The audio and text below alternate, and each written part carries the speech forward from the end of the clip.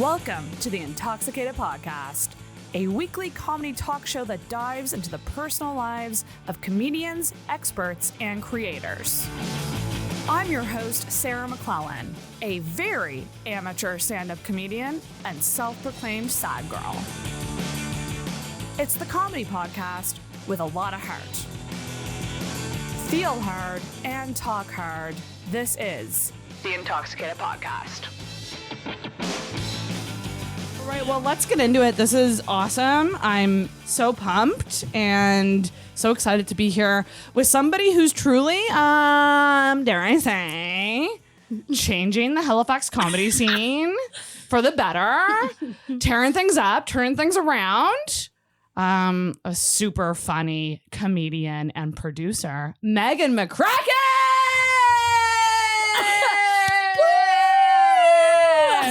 I feel like you deserve that type of entrance because that's the energy you bring. I'm a screamer. I'm a yeller. You got to turn the mic down when you're talking to me. You bring so much fucking energy when you host your show. Okay, yes, MEGAN MCCRACKEN. Okay, so MEGAN, before we get into like who you are and stuff, you host and produce an amazing open mic. Thank you. On Sunday nights. 8 p.m. at Foggy Goggle. Tell us all. 8 p.m. sharp. I don't start shows late. Listen, this bitch runs a tight ship. She means business. You really do, because sometimes there's a lot of people and then they go, this show didn't seem overly long. Oh, it's because you run a tight ship. Because I start it on time. And you like people and you keep them to the time. When everybody started, when I go to shows that start late, I'm loaded by the end of it because I was only planning on being there for an hour and a half, and now I'm there for 2.5 hours, and now I'm really drunk. I can't listen to the headliner. I lose my focus. Yeah. And when shows go too long, it's brutal. Yeah. But I will say, like, your show, you keep the energy going all the way up. Yeah, all 15 comics that I have every week. But the thing is, like, normally I'd be like, but it doesn't feel like it. I know. Because you keep it running. Yeah. You're not a host. You're not a selfish host. No, it's your time. Which is, like, something I think a lot of people don't get about hosting. They're like, it's all about me. And it's like, you're definitely like, you're the face of the show and you're the anchor of the show. And in a way, you are kind of the star of the show. But everything you do has to be for the room, not for. I agree. Yeah. Do you know what I mean? And you do that. You do that so well. Thank you. So can you tell me? I guess you don't have to go into too much detail, but like, what inspired you to start it? What made you go, I'm doing it? Because I saw you at a ladies' night. Yeah. And I think you had started the room a couple weeks after the ladies' night at Oasis. Yeah, I think I did. So Oh, get a bit closer. I have been. I'm the boss now, MEGAN. I'm listening. My whole thing is about creating community spaces that are welcoming. That's been I didn't tell you this before, but I actually tried really hard to get into the BED program to be a teacher because creating community space. I didn't get in. I'm not smart enough. I don't think. Creating spaces that are for everybody, that are welcoming for everybody, that are comfortable for everybody is very, very much my goal of pretty much everything that I do.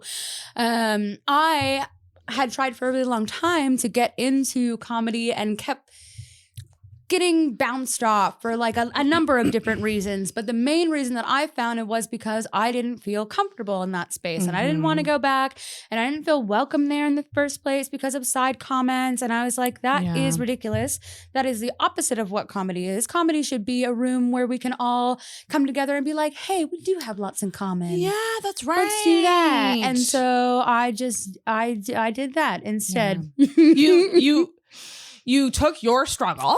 Yeah. And you made it happen, not only for you, but for other people. That's like the number one rule, I think, that exists in community growth is that if you see something that's missing, fill it in. But you want to know what? Not everyone has that drive. Fair. I truly think that there are two types of people, like the followers and the leaders, you know? And you're obviously someone who's a leader. You're someone who took initiative and you made it happen. Not everyone can say, I want to do that thing and then fucking make it happen. The owner of Foggy Goggle laughs all the time. He's like, Megan, you had no budget and no help. And people come to me and tell me about your room that I swear you'll never meet. Like, what's the secret? What is it? Is it just the promotion? Is it just being like shameless about like spreading the word about it? Like what do you think is the secret to a successful weekly show? For me, I've had a couple people ask me this actually who are starting to host their own rooms and been like, how do you do it? I think there are a couple of rules for sure. You have to be yourself, first of all. Don't be weird and don't be different on stage than you are off stage. That's a weird sort of thing. Something that I did that I never saw anybody else do is that if you message me, I will message you back right away. Bless your soul. Yes, you do. I don't like waiting around for that. I promote that it's a newbie night, so you can do whatever you want. Like, it's fine. There's no shame here. I have people who have never done comedy before message me that they're nervous. And I will sit and chat with them on the internet about ways to calm them down and how to think about it differently.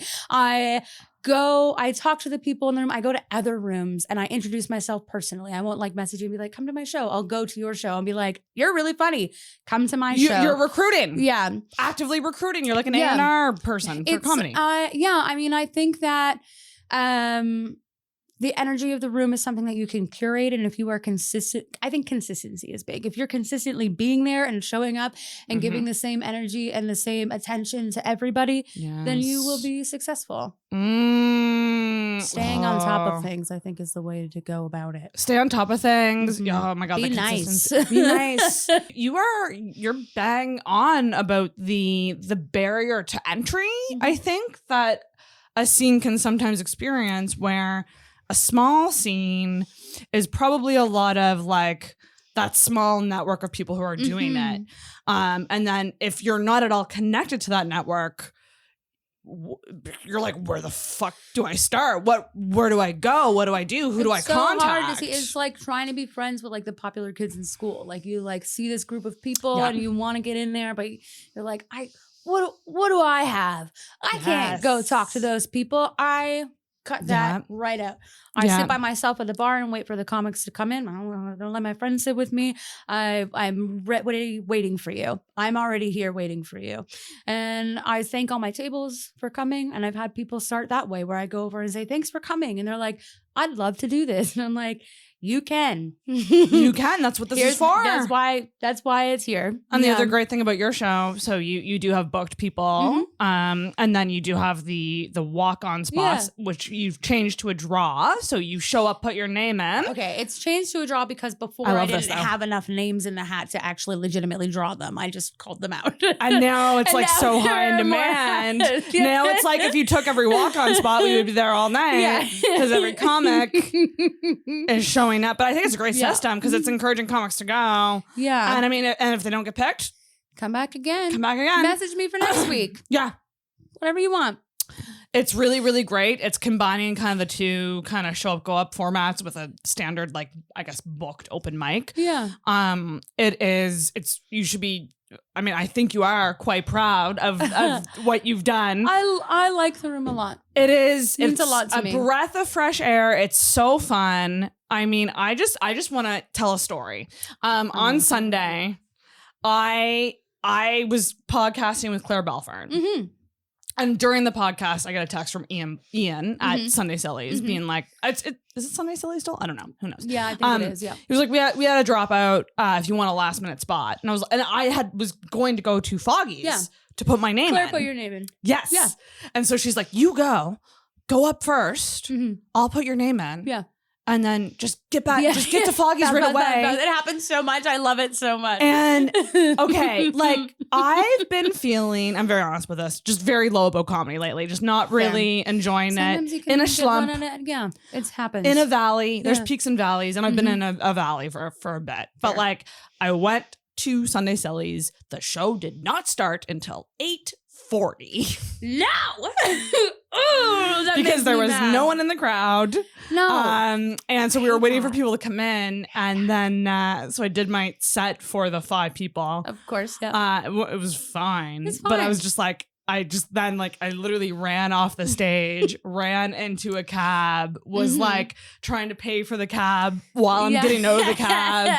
And then I run up and then Claire's like, she just called your name, but maybe you'll still be. And then you were like, I'll still put you up. And my adrenaline was fucking through the roof. You just ran a marathon to get there. And then ready to go. And then I did this amazing show with a fucking packed crowd that was so fun. And it was just so nice to go from like a really not great show with like 5 people to that, which was like so fun and booming with energy. I definitely think that my room is like a confidence booster. I would just the way that it's sort of like I can pretty confidently say that you won't bomb at my show. Yeah. The audience is receptive. And even if you don't do well, they're still supportive.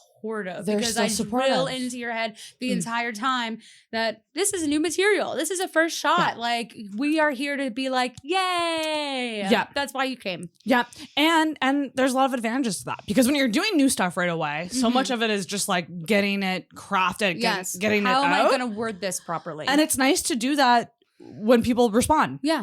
Yeah. Versus like. And they pay attention to what you're saying. Yeah. Right? And you can really have fun with them. Like you can just. Like, I just like talking to the people at your show because they're listening. They listen to the whole thing. Yeah. You can go up and be like, how did you like the way I worded that joke? And some audience member who you've never met before will tell, well, they're so nice. Right? Yeah. My God. You must just be through the room. So, and this is not the end for you. So you want to keep going with. I want bigger. Oh my God. Look I want at you. More. Look at this. Okay. So. I feel like I could talk about this with you for hours because I'm just so proud of you and such a fan of you. Thank you. But listen, we're here to get to know who you are, not just what you do, who you are. Oh my God, are we telling secrets? When you say things like I want bigger, I want more, I see that you're a self-starter. Yeah. You're a go-getter. So I want to get into the assumption segment.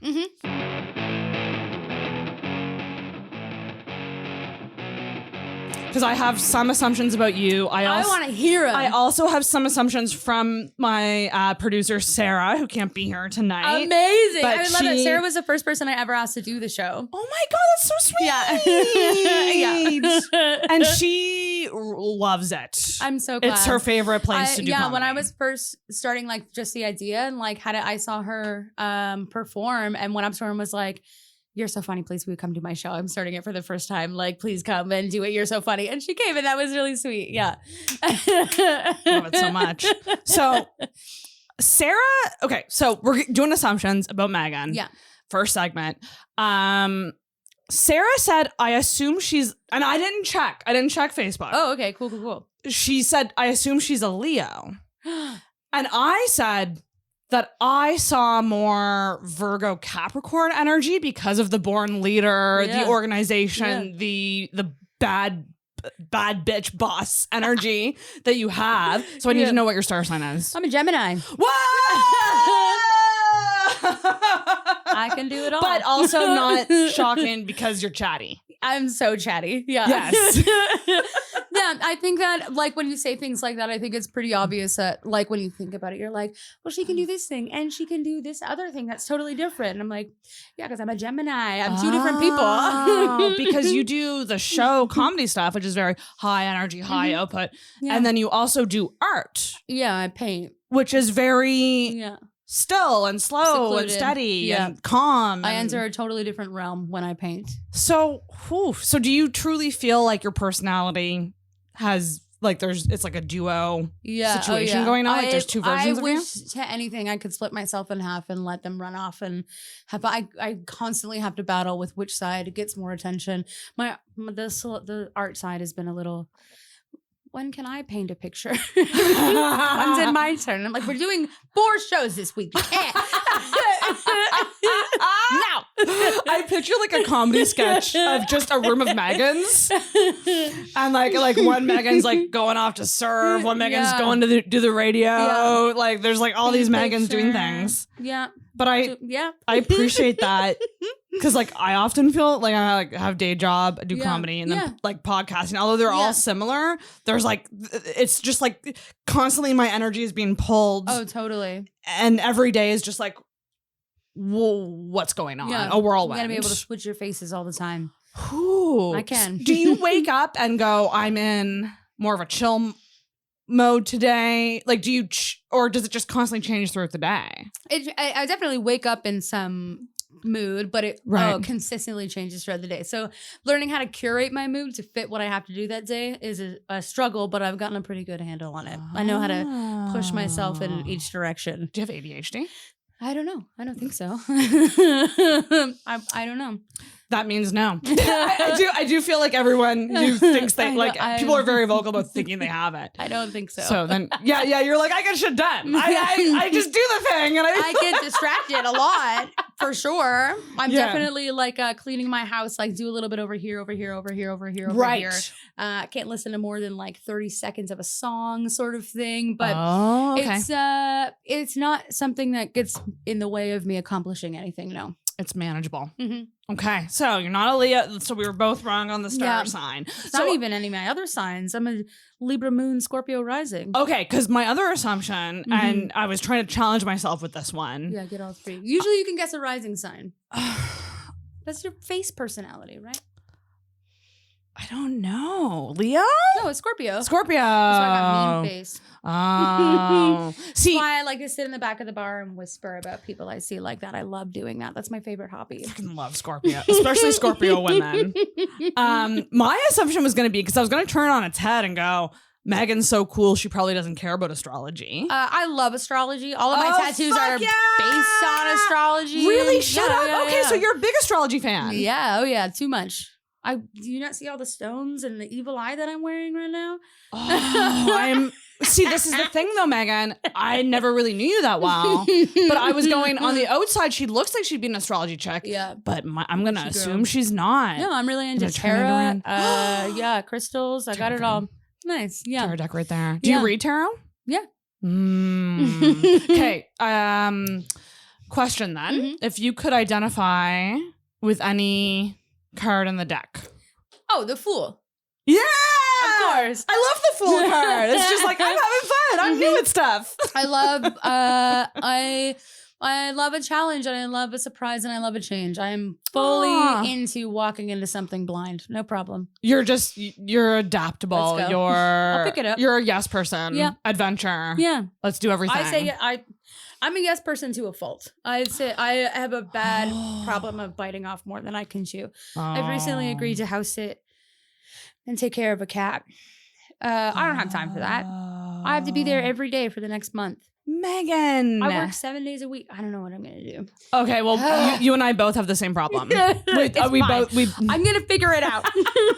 just you gotta clone yourself. That's all I want. You just gotta split yourself in half and send one of her off to cat sit. I'd love to have a twin, but I imagine she'd be super boring, right? I mean, it'd be the opposite of you. Is that what an evil twin got a twin? I think that tends to be the case. Be sometimes. Like a science girl or something. I don't know. That's not me. You just need someone to do all your obligations for you. Yeah. Your chores.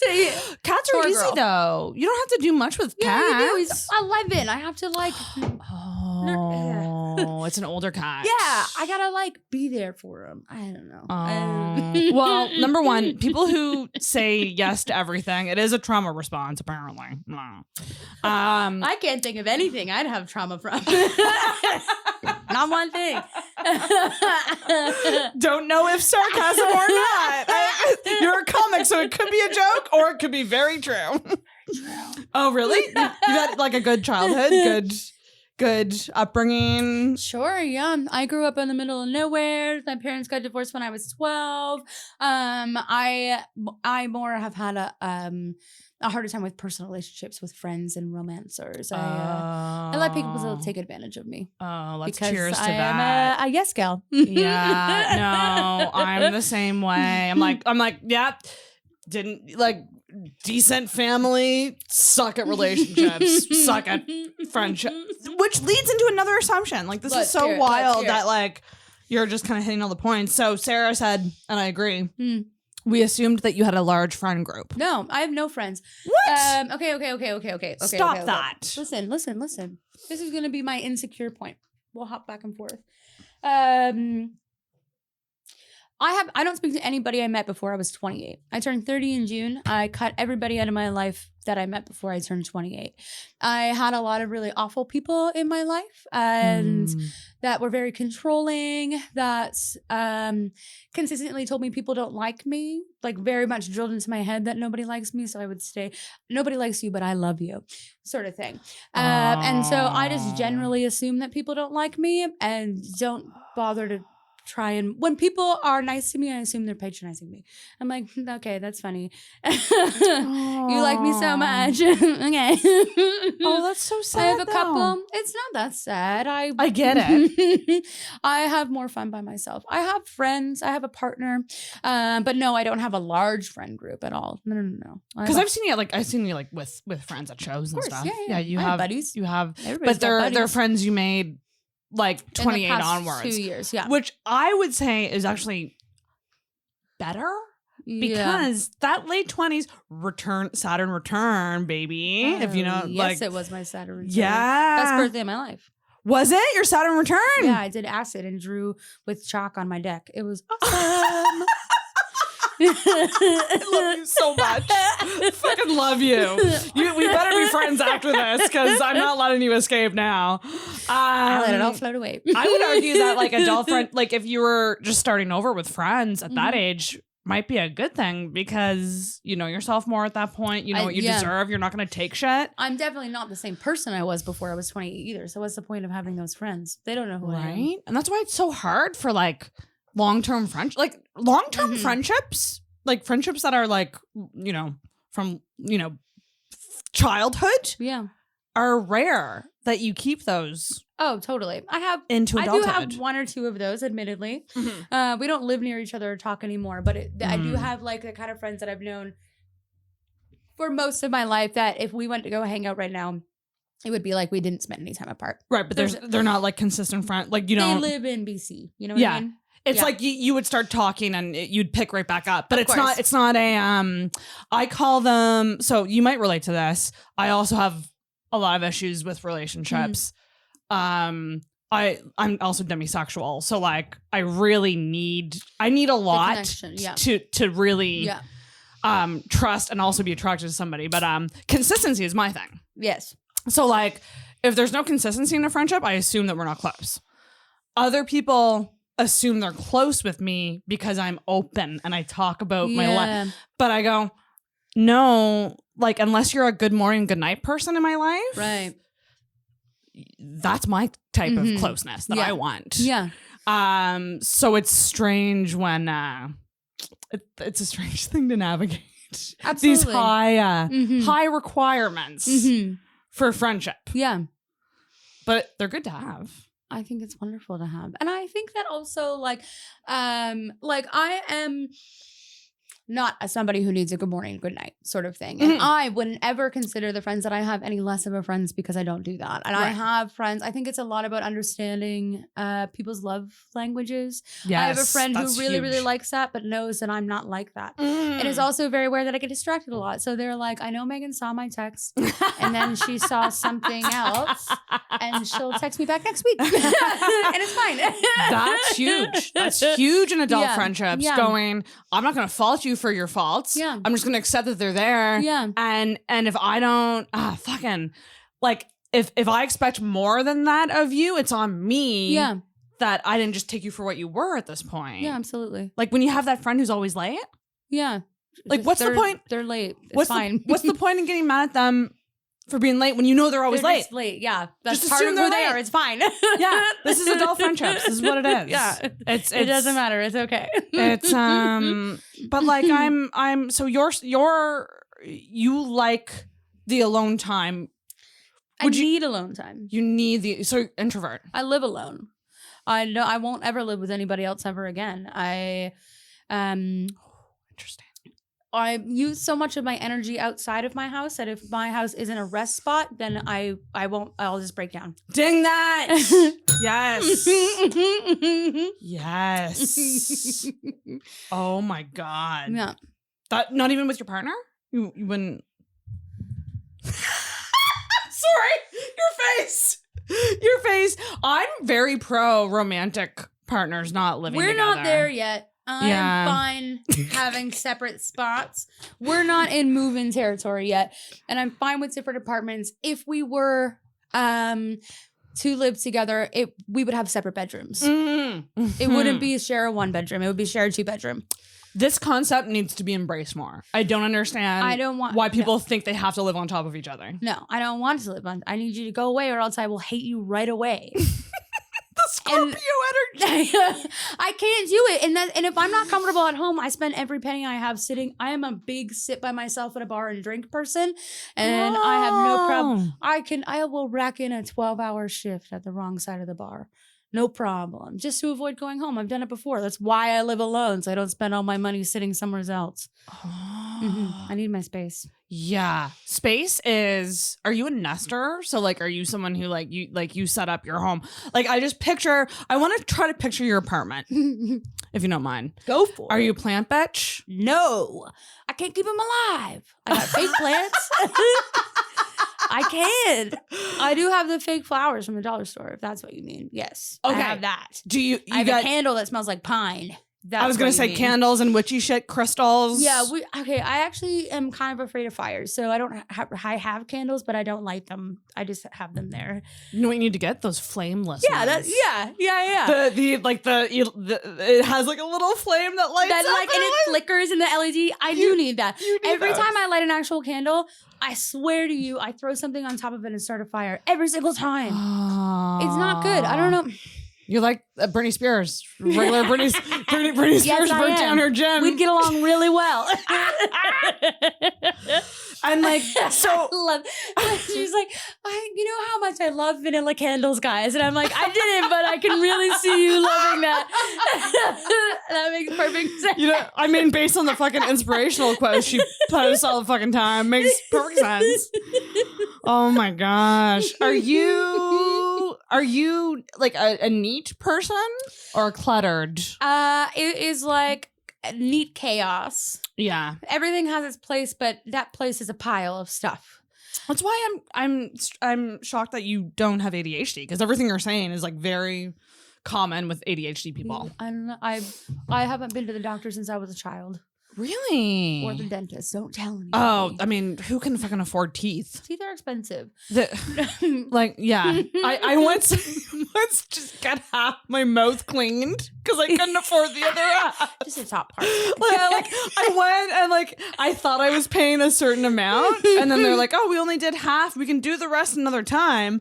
And then they charged me for the half, and I was like, "Oh, I can't afford the other half, so I won't be coming that back." portion's fine. I didn't realize they did it in half segments, just in case. That's smart.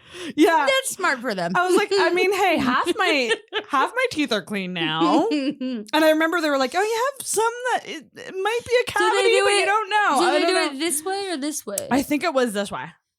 Like the whole bottom. Okay. The whole bottom or the whole top. Okay. I forget which It'd it was. It'd be really whole funny top, if it was this way and then your smile was two different Right? colors. That's the way they should do it. That would encourage you to come back. It would. They're idiots. I'm just like, what? I don't understand how dental is not part of just being, like even just one cleaning a year or something. Dentists are should evil. be covered. I think that's what it is. Yeah. No offense to any dentists. Last time I went to an orthodontist, he punched me in the head. What? Yeah. What do you mean? Gently. He went like this. Oh. Because a little bit of an exaggeration. A little bit, but still it was uncalled for. What happened? He said that I was too old for plastic teeth and then I have to get dentures. And he said, good dentures. No. and you didn't. Every time they tell me to get my wisdom teeth out, I just go no. They'll come out. They'll make their way to the front. Don't worry about I've it. refused every time. Every time they say it, I just go, no, I'm not going to do they that. have to come out if they're not hurting you? No, but they still say it. This is what I don't get. No, it doesn't matter. No, don't listen to them. Because Don't they're listen to growing them. straight up. They give me a headache like maybe twice a year. Oh, that's not a big deal. That's manageable. There's enough relief for that. That's what I said. Yeah. I was like, fuck this. I'm not going through like anesthesia and Somebody's going to take shit. a dumb video of you and put it on the internet? No, I don't want That's that. stupid. I don't want that. Don't do that. Don't do that. I have control issues also. I don't think I would be able to like trust someone with me. Who would I bring? My mom? I She's would busy. go. I would Oh, go. thank you. I would for sure film you though. Yeah, right? This is what I mean.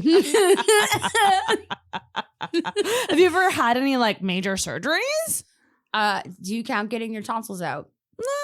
What is involved with that? Do you get put to sleep? Yeah, you do. Oh, I wasn't sure. Okay. Yeah. How was that? It was fine because you get put to sleep. Man, that's so crazy. I was laying on the surgery table. It's so funny that they strap you down like this. I love that. You feel like you're going to die. You're in a huge silver room and everything's so clean and they strap your arms like this so you don't wiggle around while you're all fucked up and in your sleep. You don't slap somebody in the face by accident. Shit. They strap you all down like this. That's scary. And I was pretty baked because they give you drugs, not because I went to my surgery high. And I remember trying to like tell the nurse lady beside me jokes and to make her laugh. And then I remember waking up in a chair like, what? And this other nurse being like, you're awake. It was fun. I wasn't scared. Yeah. I've been put under once. Before that, it was like my biggest fear to be put under. But since I've done it, I'm like, I could probably do it again. Like I got put under for a different reason. It wasn't tonsils, baby. It was a fucking vagina surgery. And by that, I mean my cervix. Smaller? No. I wasn't sure if you could do that. I love how you assumed smaller. You're like, this bitch did. You don't want it bigger. No. No one would want that. It was a biopsy on my cervix. And I didn't realize I had to put you to sleep for that. Yeah, I guess you wouldn't really want any needles in there while you're awake. you normally don't have to. So normally, Okay, yeah, that's what I thought. I was like, I don't think that you normally don't have to. So most times women just go in and it's like 5 minutes and you're out. But I have a tilted cervix, which is like oddly positioned. It's extremely painful. Like pap tests are very painful for me. They're already uncomfortable. Right? And then they're like, okay, so you're going to have to go to the hospital for this and be put out. And I was like, okay. And I was just like so scared. But like when I went through it, I was like, I would rather be put out for all of these going forward. Every single one. There's a lot of things I want to get put. I'm only going to go, if I ever go to a dentist again, which will only be in emergency scenarios, I will be going to one that puts me under. Yeah. I don't want to be awake. I don't want to be like sort of awake or like high, like out and then wake up and it's done. Yeah. I'm in the car on the way home. We're getting ice cream. That's what I don't know. I can't deal with the fingers in my mouth. My mouth is a little smaller than it should be. So it like they want it to open more than I can. No, I won't have it. I won't go back. I won't. Okay. I'll have plastic teeth forever. I mean, fuck them. Yeah. They don't need it. When I get rich, I'm going to get them all pulled out and get You'll get dentures. Just brand new teeth. Oh, yeah. Yeah. And then I'll never have to think about them again. They won't rot because they're not real. Yeah. They're not bones. Right. They're metal. I'm going to get That would metal. be amazing. I could bite through anything. Honestly, like I have two crooked, like I have my two front teeth. I fucking hate them. Why? Don't hate them. They kind of stick out a bit. They're a little, they're on the cusp of bucktoothy. It's just one of my many insecurities. But like, I don't know. I think if I had money, I would probably just get Botox and what else would I? Wouldn't get my boobs done. I wouldn't get my boobs done. That's too scary. Yeah. It doesn't work. You have to get them out eventually. Your body says, get this out of me. Do you have to get them out eventually? Yeah, you do. Your body eventually rejects it. It doesn't want weird stuff in it. Oh. Mm-hmm. Gee, that's what happens in Michelle Visage. Yeah. She had to get her boobs up. Too painful. Too big. I'm glad I like the size of mine. I would hate to be like hating my boobs. I love my boobs. They're my favorite part of me. I don't like the idea of having things in me. I can't even get an IUD because every time I talk about it on the phone, I'm like, no. I will never. No. I will never. Listen, I know people who love them, but yeah, I would never in a million years do that. I knew somebody who did yoga and they said they had one and they were like, when I bend a certain way, I can feel it. I'm like, no, that's not happening. I'm not going to bend and feel. I feel like they're just made for women with large uteruses? Or like I don't know. I just feel like some women, they just have them and they have no issues. Based on my situation and what I've had to go through just for basic procedures, I do not think my body will enjoy it. No, I don't think so either. You know, like and I'm also like, to be honest, Megan, 35. If a guy asked me if I'm on anything, I just laugh in his face. I'm like, I'm not going on birth control. I'm 35. Whatever fucking happens. Yeah, fair enough. Oh my God. It's just funny to me. Yeah, I would never do IUD. I was on the pill for a long time, and I gotta say, went off it and didn't want to throw myself into traffic anymore. That's nice. So. See, I'm the opposite. I started birth control so I didn't want to throw myself into traffic, and it's been going amazing. So you're on the pill? Yeah. Yeah. I was pregnant once, and it's not going to happen again. Shit. It's terrible. Don't listen to anybody. It's awful. How long were you pregnant for? 2 months. Where you get sick and stuff? It's okay. First of all, it takes over your entire body. Yeah, it's a parasite. Right away. Nothing anymore. I couldn't even drink beer. It was like, that's gross. I was like, it's not. It was like, it is, actually. And you can only eat raw vegetables, just so you know. That's how old were you? 27. Okay. Yeah. Yeah. No, it's not very fun. I won't do it again. It doesn't seem very fun. It's not fun. You're tired a lot. I couldn't do anything. I couldn't stand up physically for more than 6 hours. I didn't like it. And I know it gets worse from there and I won't be experiencing it. No, that's also, there are like so fair. many children in the world already. Why do we keep making more? Just take one of the other ones. You are not wrong. You're not wrong. No. I want to skip the pregnancy and I just want to have a little newborn baby for a bit. I think that they're cute. I don't think they're cute. I disagree. I think they look like weird little alien potatoes. And I won't have it. I'll deal with kids once they can go to the bathroom by themselves. Then I'm cool. You could adopt like an older kid. Yes. Is being a mom something you want? No. I get that impression. No, it's not. Hard no. I won't be taking care of anybody ever again. This is kind of who was I talking to about it? It was Peter Anthony. He kind of had this assumption that most women want kids, and I was like, not nowadays. No. I feel like nowadays the more popular thing is to not want them. I don't want them. There's no point. Yeah. It doesn't make any sense. I love doing whatever I want, whenever I want. And when you have a kid, you can't. What if I want a pack of smokes and a couple beers? That's not possible when your baby needs food. That's right. Yeah, you can't go spend 12 hours at the bar. You can't. With a kid? That's something that I need to, I need for my own sanity. Yeah, I have a couple like mother friends, and frequently the thing I hear is like, this is my life now. Boo. Like and life. It's never like, this is my life now. No. I feel that way when people have a dog. They're like, I gotta get home to my dog. I'm like, that sucks. Oh, see you later. Okay. Are you not an animal person? I think animals are fun. I won't have. I'll have a cat. Probably again. I had one. He ran away. I will get one again. Not anytime soon, but before I die, for sure. More of a cat person than a dog person. Dogs need too much attention. They do. I can't. They're needy as fuck. I think they're fine. That's cool. Please, don't jump on me. Thank you, Megan. Don't jump on me. Okay, no offense to anyone out there who's a dog person. I mean to offend. I don't care what Sarah says. Don't let your dog jump on me. I'm serious. I'm not very big. I'll fall down. Especially the big ones. Oh, I had a friend who had a wolfhound dog with like big paws, big sharp claws, and it jumped up on me. And it's like a wolf. You don't have to say wolfhound. You can just say wolf. It put its claws like this, and it scratched me down my chest. And then what do you do? Then you have to punch a dog? That's awful. And then dog owners just go, oh, he's just excited. And I'm like, he literally you're an hurt asshole me. is what's actually happening. Mm-hmm. Cats, like the most they could do is like scratch you, and it would feel not great. A cat can rough you up. It can, but it's manageable. But for the most part, if you leave it the fuck alone, it won't. Throw a cat. Yeah, I'm not saying do that. I'm just saying, but you could if he was really ready to get at you. Mm-hmm. Can't throw a dog who's bigger than you. No, dogs kind of freak me out. I won't lie, unless they're little. They're always shaking like this.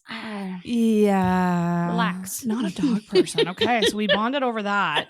Oh my gosh. What was my other assumption about you? Hang on a second. Are you the life of the party? I think it depends on the party. I love that answer. I think I can be. I definitely prefer to stand in the corner and not say anything and whisper mean things to the person beside me. That's just my comfortability thing. If there's a smoking section, that's where I'll be for sure. Even if you don't smoke, I highly recommend going to the smoking section of a party. It's usually the most fun. It is the most fun. It's just the best. It's just the best spot, really. And are you a smoker? Yeah. Yeah. I don't smoke, but I like hanging out with people who do. Yeah. I smoke. It's not like I don't like saying, yes, I'm a smoker, because I'm not somebody who's like, listen, I need to go outside and have a smoke. It's been 10 minutes. No.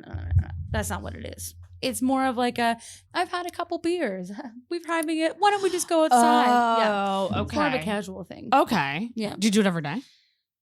No. Okay. Yeah. Cool. Yeah. Okay, that's good.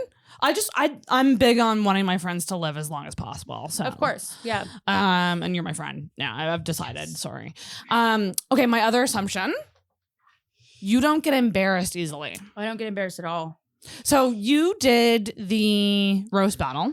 Yeah, that was so much fun. I love that. And you want to know what? My downloads are higher than ever right now. I don't give a fuck. I'm just gonna say it. Say it. I enjoyed your round so much with Mitch. I think I am crazy about my round with Mitch. All of my friends were like, I'm sorry. No. But the round that came before that was awkward. I'll just say it.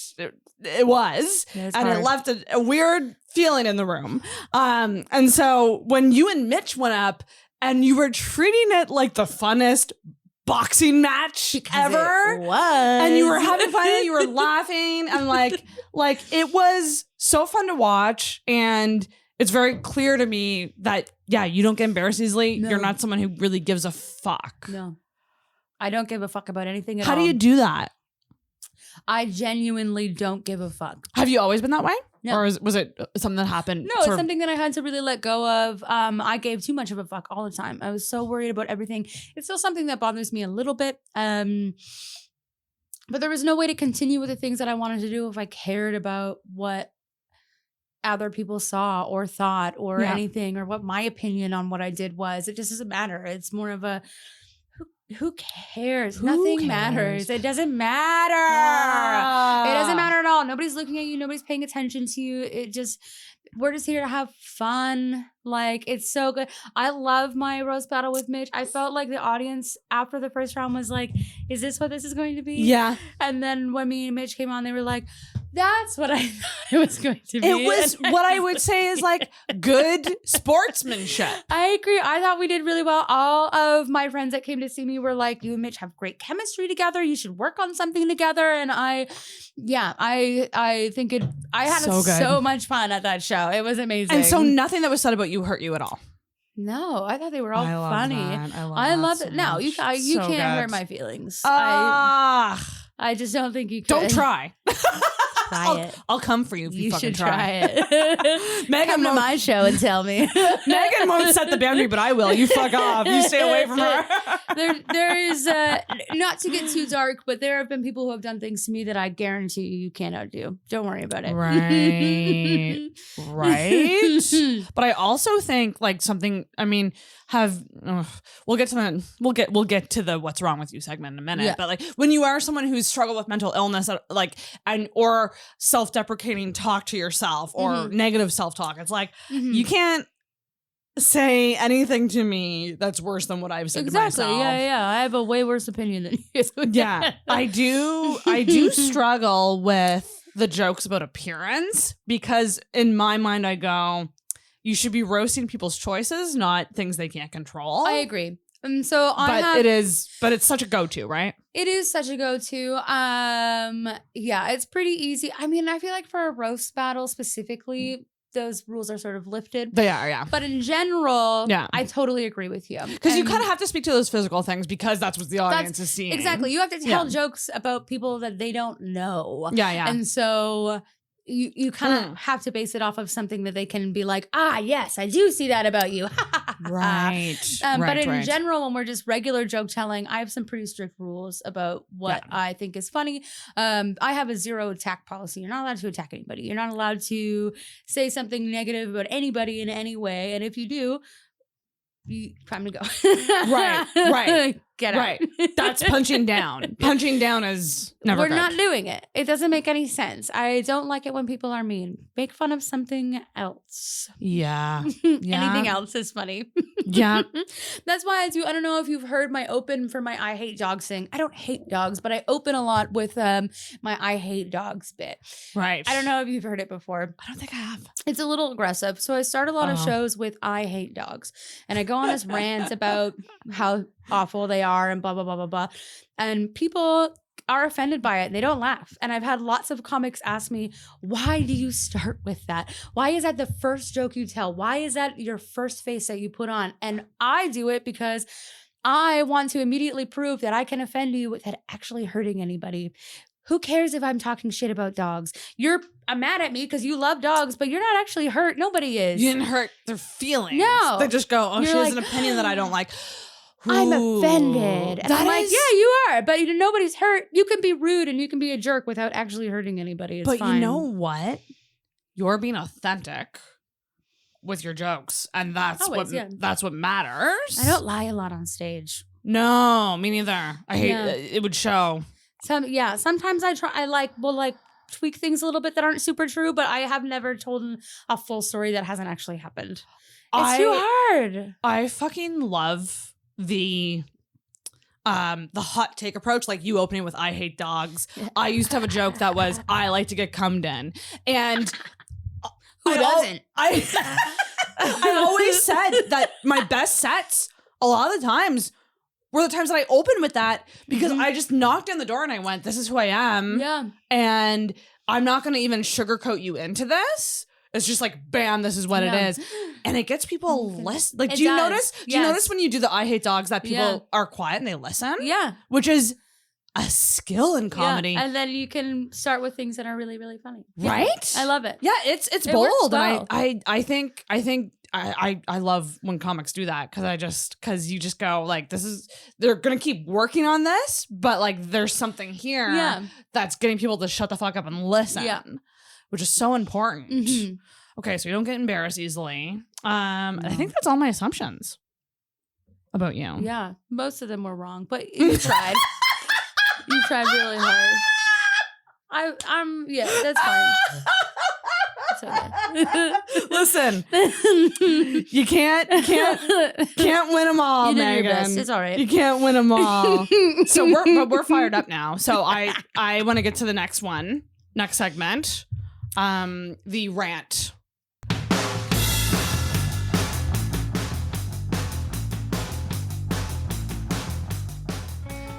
So I'm going to get you to talk about what's something that's really bugged. And this can be like serious or silly. I had really hard deciding on something serious or silly. Do you have a lot that you're thinking of in regards to ranting? I think that the only thing that I actually could literally rant about Currently, right now in my life, the thing that I am most angriest, it's a serious thing for real right now, is housing. It is not a fun, funny topic. That's how I was like, man. Yep. No, this is pop off, queen. It. Pop off. I can't even tell you how many emails I've sent the mayor.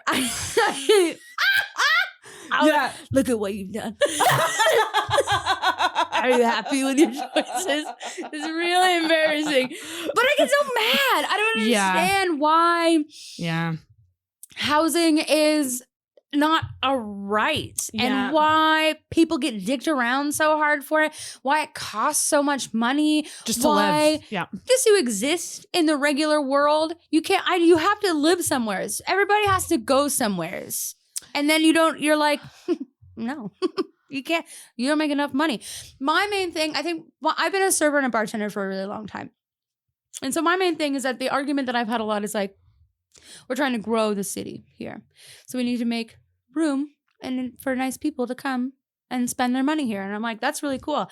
You want them to come to the nice restaurants and sit and spend their money at the nice restaurants? Those servers don't make enough money to live here. Who's going to work in those restaurants? Right. That's right. They're going to leave. You're gonna have a beautiful city with nobody working for you.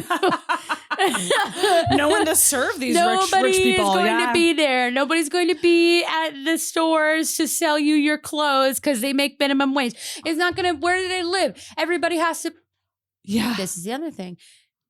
Everybody has to bus for 6 hours to get here. You can't even if we had a metro system that worked. Yeah. I would live far away. If it took me a 20-minute subway to get downtown to go to a job, I'd be like, that's cool. That ran all night, no problem. 20-minute subway, yeah. That's like, most people commute 20 minutes. That's how I walk. Yeah. It takes me that long to walk to work, no problem. That's not what it is. It's not even close to what it is. I can't live far away because I live downtown and I work at a bar and the buses stop running by the time I get off work and I don't make enough money to cab home. So I don't understand and then you're putting women at risk because they're walking home at night. I have to walk home. Somebody got shot on the street. I have to walk home on recently. Oh my God! What am I supposed to do? I'll be fine. Yeah. That's so scary. Don't worry about it. That's so scary. It's stupid. But you're so right, and it's like why not attract like the median income person who just wants a decent apartment that's not a fucking condo. I don't want a condo. What happened to basic bitch apartments? Where are they? What we're in right now is a basic bitch apartment. But if I were to move out, I could even deal with less than this. You know what I mean? Yeah. I could deal with half of this. Yeah.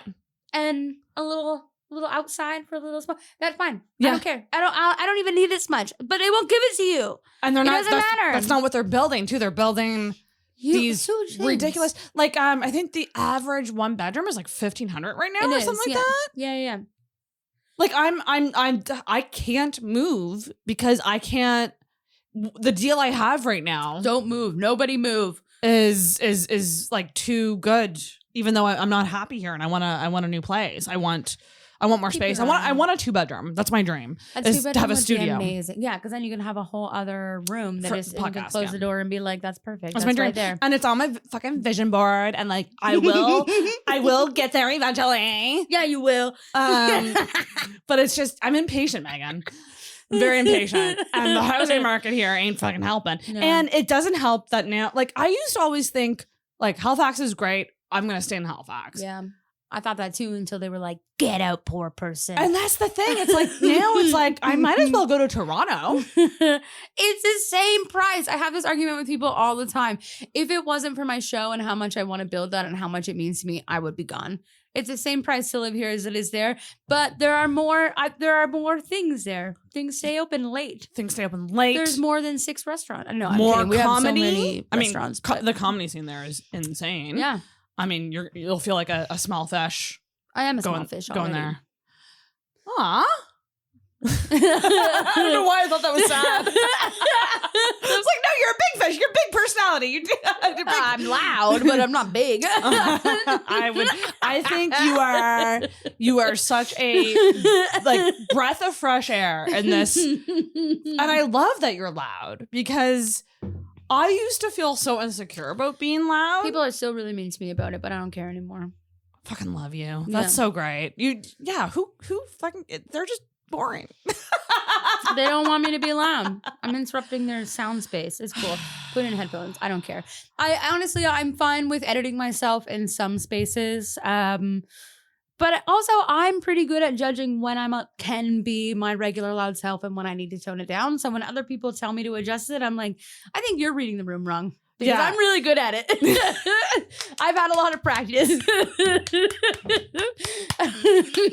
lot of people have had a lot of practice because they're used to people going, shh, Megan, slow down, relax.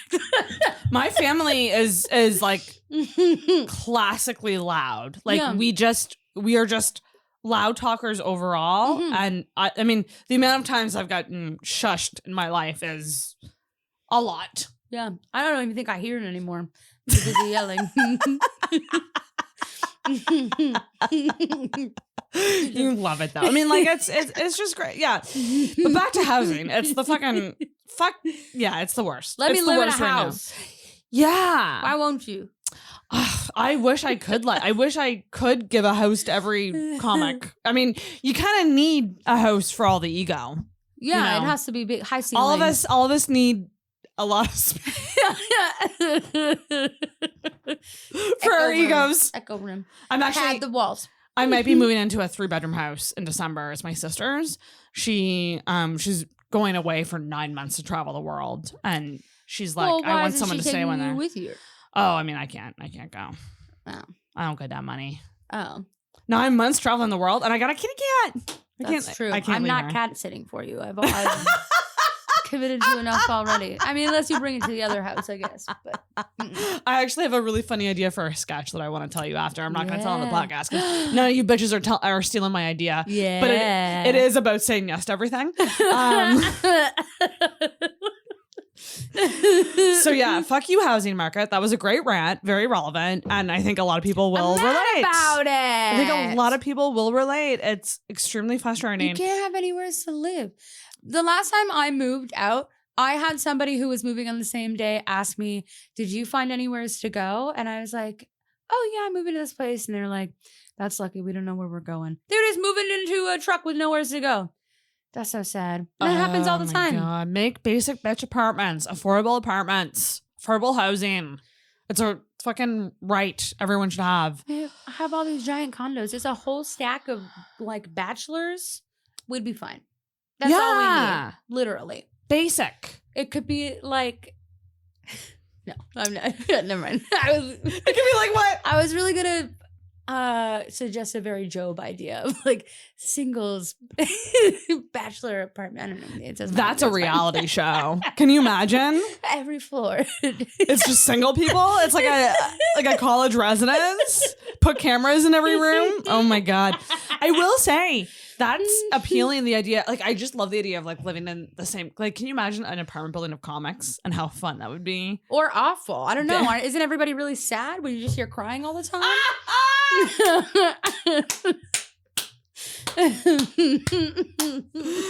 Oh, that's true. There are some happy comics, but not a lot. No. That's a great segue into the next segment. Everybody. Bam! Megan. This is my favorite segment. I would love to know. So we're in an age of toxic positivity and everything is rainbows and butterflies, which is great. But I want to know, what is wrong with you?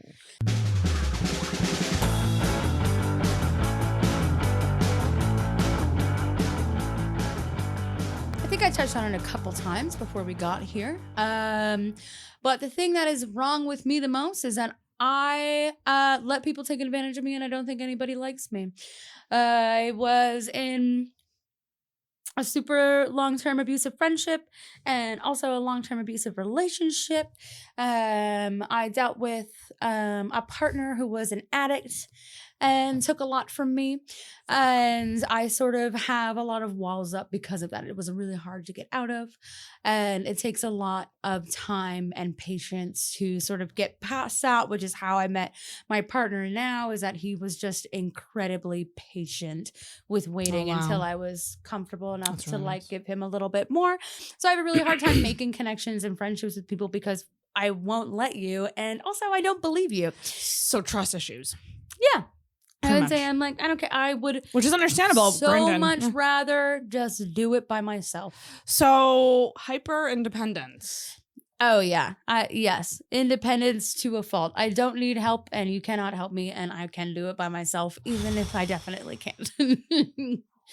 I would love to just hug you right now because I've been going down the road of like looking into this too because I kind of feel like I'm the same in a strange way of like I've just by default learned to not rely on anyone because I've been so disappointed by it. And it's not they even won't help you. And that's the thing. whole point to dress them. I also had an ex that was an addict. Well, Yeah. alcoholic.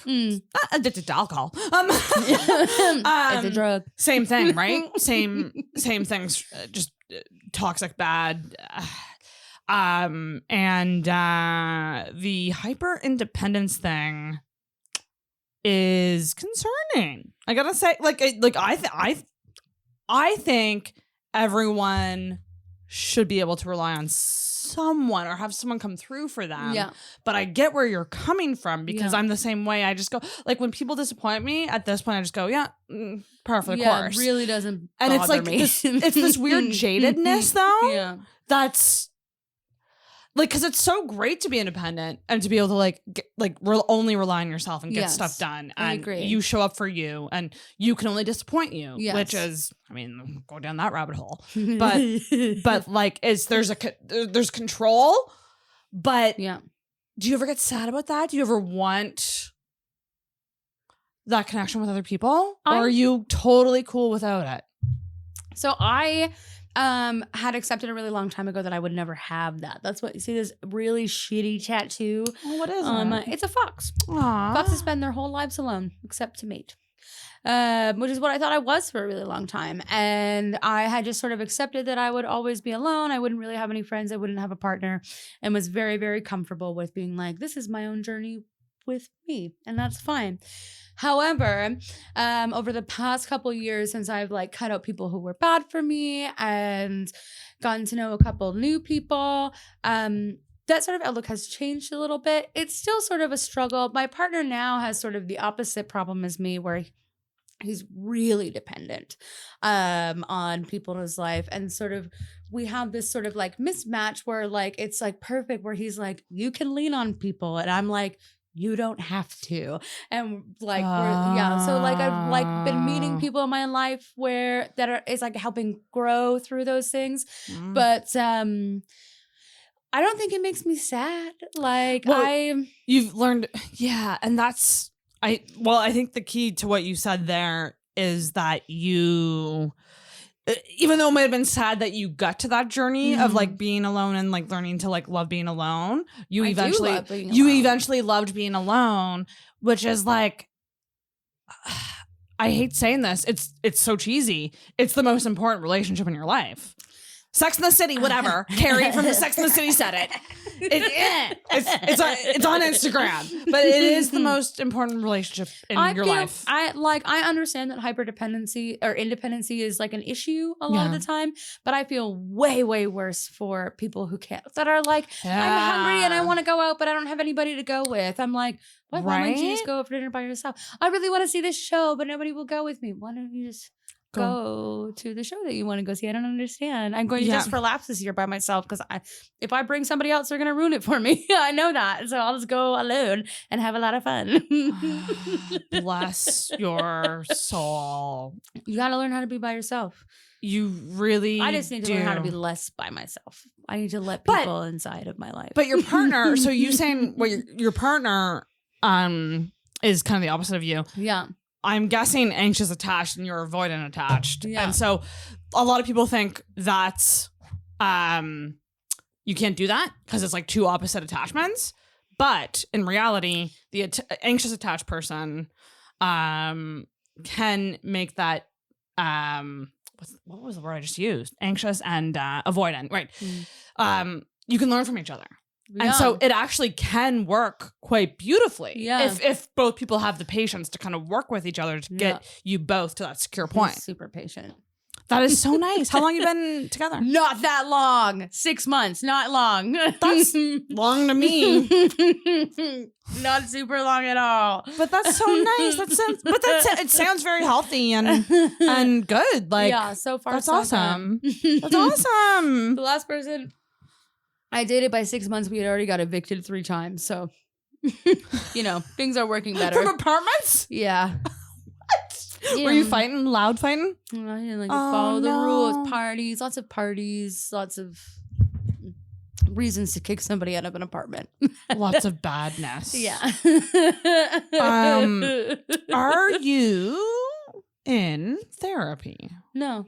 I've always been a little nervous about it. When I was a kid, I called the kids' help phone and I said, "Hi, my name is Megan," and they hung up on me. So I have been not super into it. Again, another thing that let her down. Can someone just come through for this bitch? It made me laugh super hard. It made me feel way better, honestly. I was like, the kids' help phone is to hang up on me? Oh my God. What if I was ready to die? She must feel really bad. I always felt bad for the person on the other line. I imagine they just dropped it by accident or something. And then I'm thinking of this person being like, oh my God. I just hung up on a distressed child. Like, and you didn't call back. No. You're like, fuck this. Yeah. You literally went, the kid's cell phone just isn't that into me. And I left them alone. They're like, all right, I guess they don't want to talk to me. It's fine. Well, I mean. She's all right. Yeah. Those helpline things, I just don't, They're just regular people on a phone. We can't depend on them for everything. It's fine. No. What are your tips or advice to people who want to start to love anything? Being alone in life. Alone. Anything? like obviously you have passions in your life, art and comedy and stuff.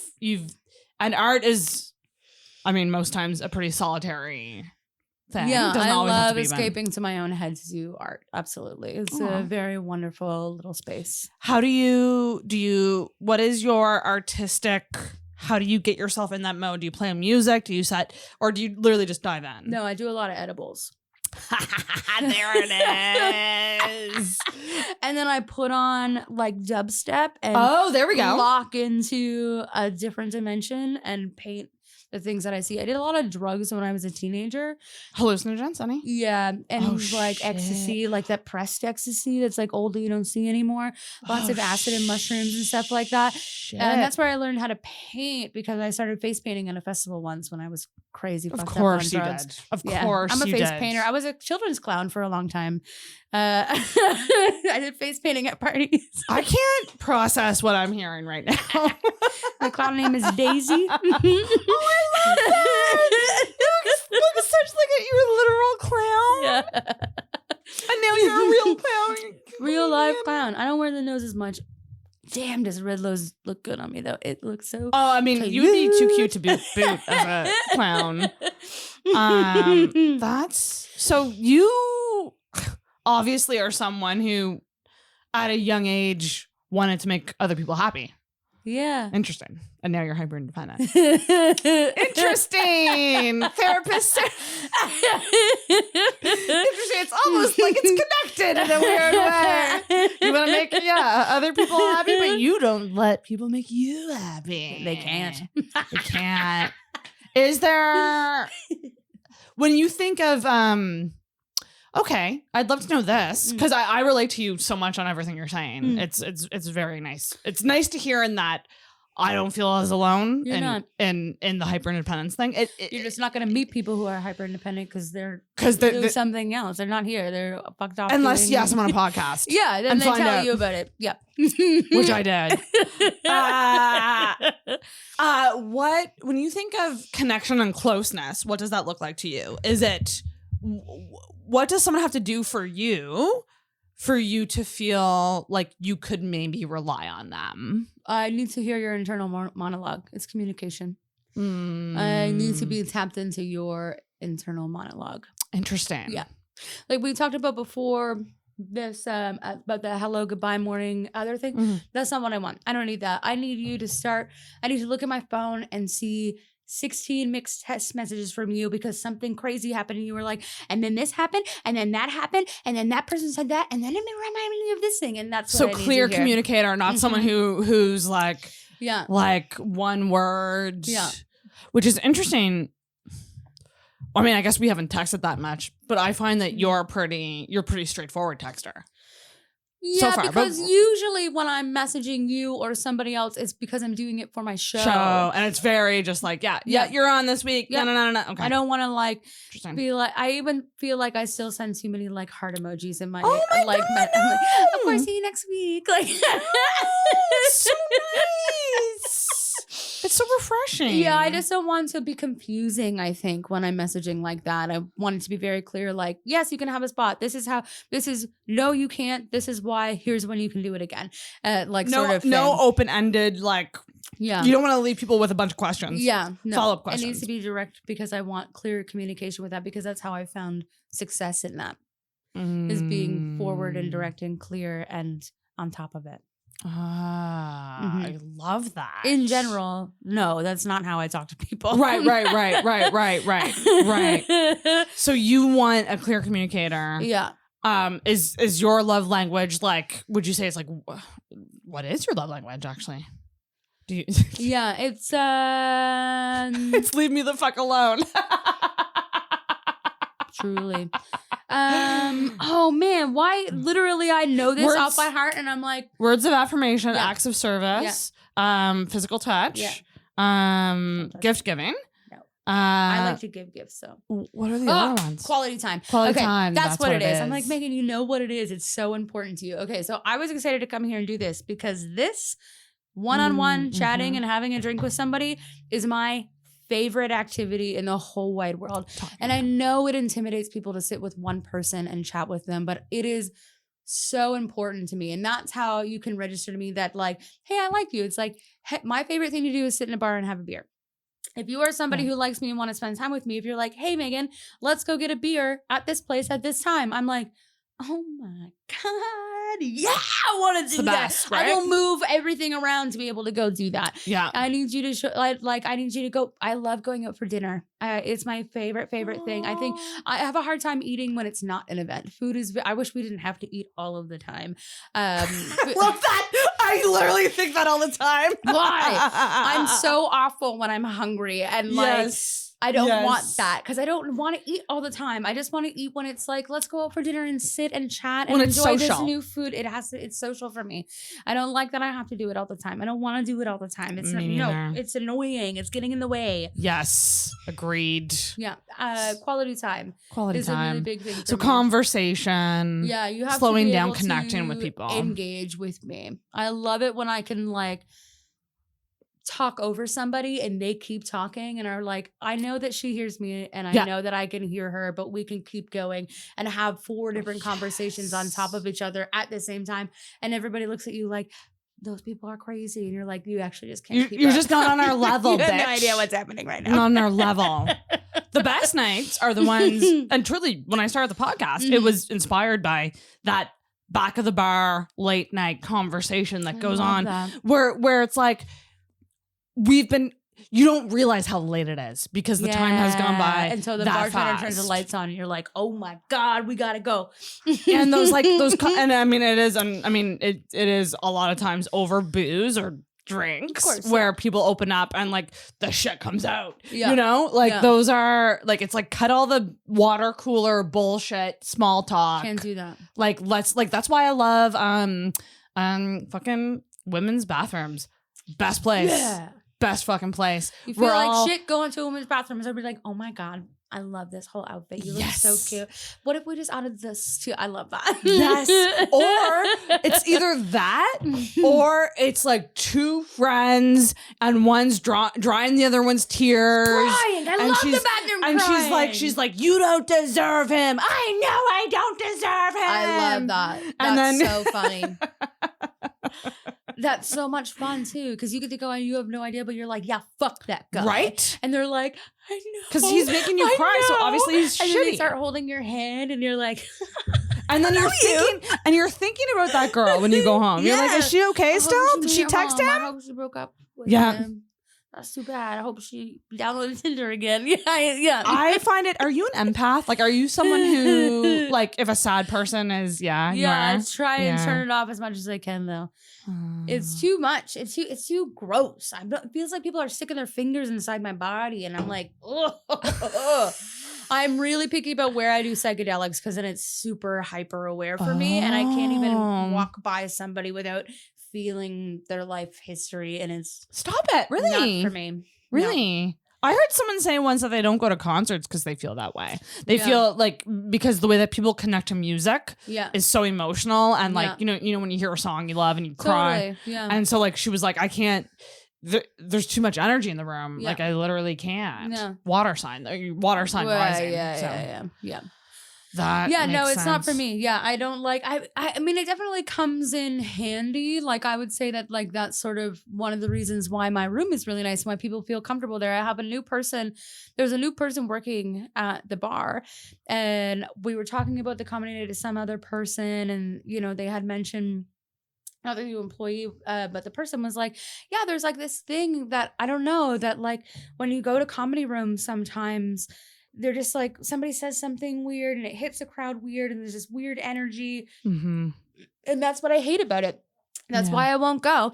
And I sort of had said like, yeah, well, that doesn't happen at my show because I absorb all that energy. You're not going to feel that energy. I take it out of the air and put it in myself. And the employee looked at me and was like, oh my God, you do that. How do you do that? I'm like, I'm a little sponge. So I am exhausted on Mondays because I have stolen all of the bad energy. But it makes has that ever happened at Foggy's? Like any awkward? Has it? I've had talks.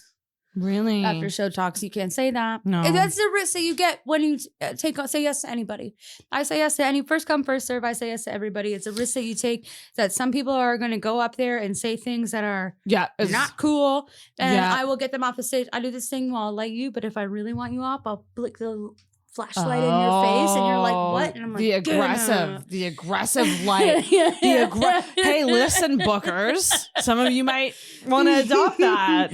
Get off the stage. I'll do it until you're like, what is she doing? Stop it. And I'm like, you stop it. Get out. And you have to sit down and then I get angry at you after the show. I'm not angry, but you say it like it is. You can't say that. Here are the rules to the show. No. Right. No, and so a lot of people, some traditional comics would say there are no rules to comedy. I disagree. Mm-hmm. I don't care. If you're,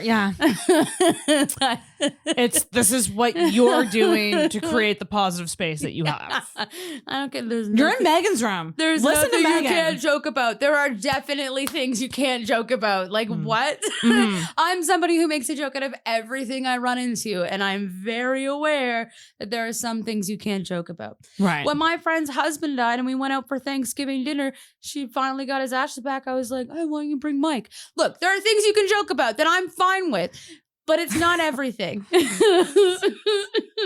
I'm thinking of someone in my life who also turned to jokes quite quick after a death. Yeah. And as someone who, as a friend, I'm going, is this healthy?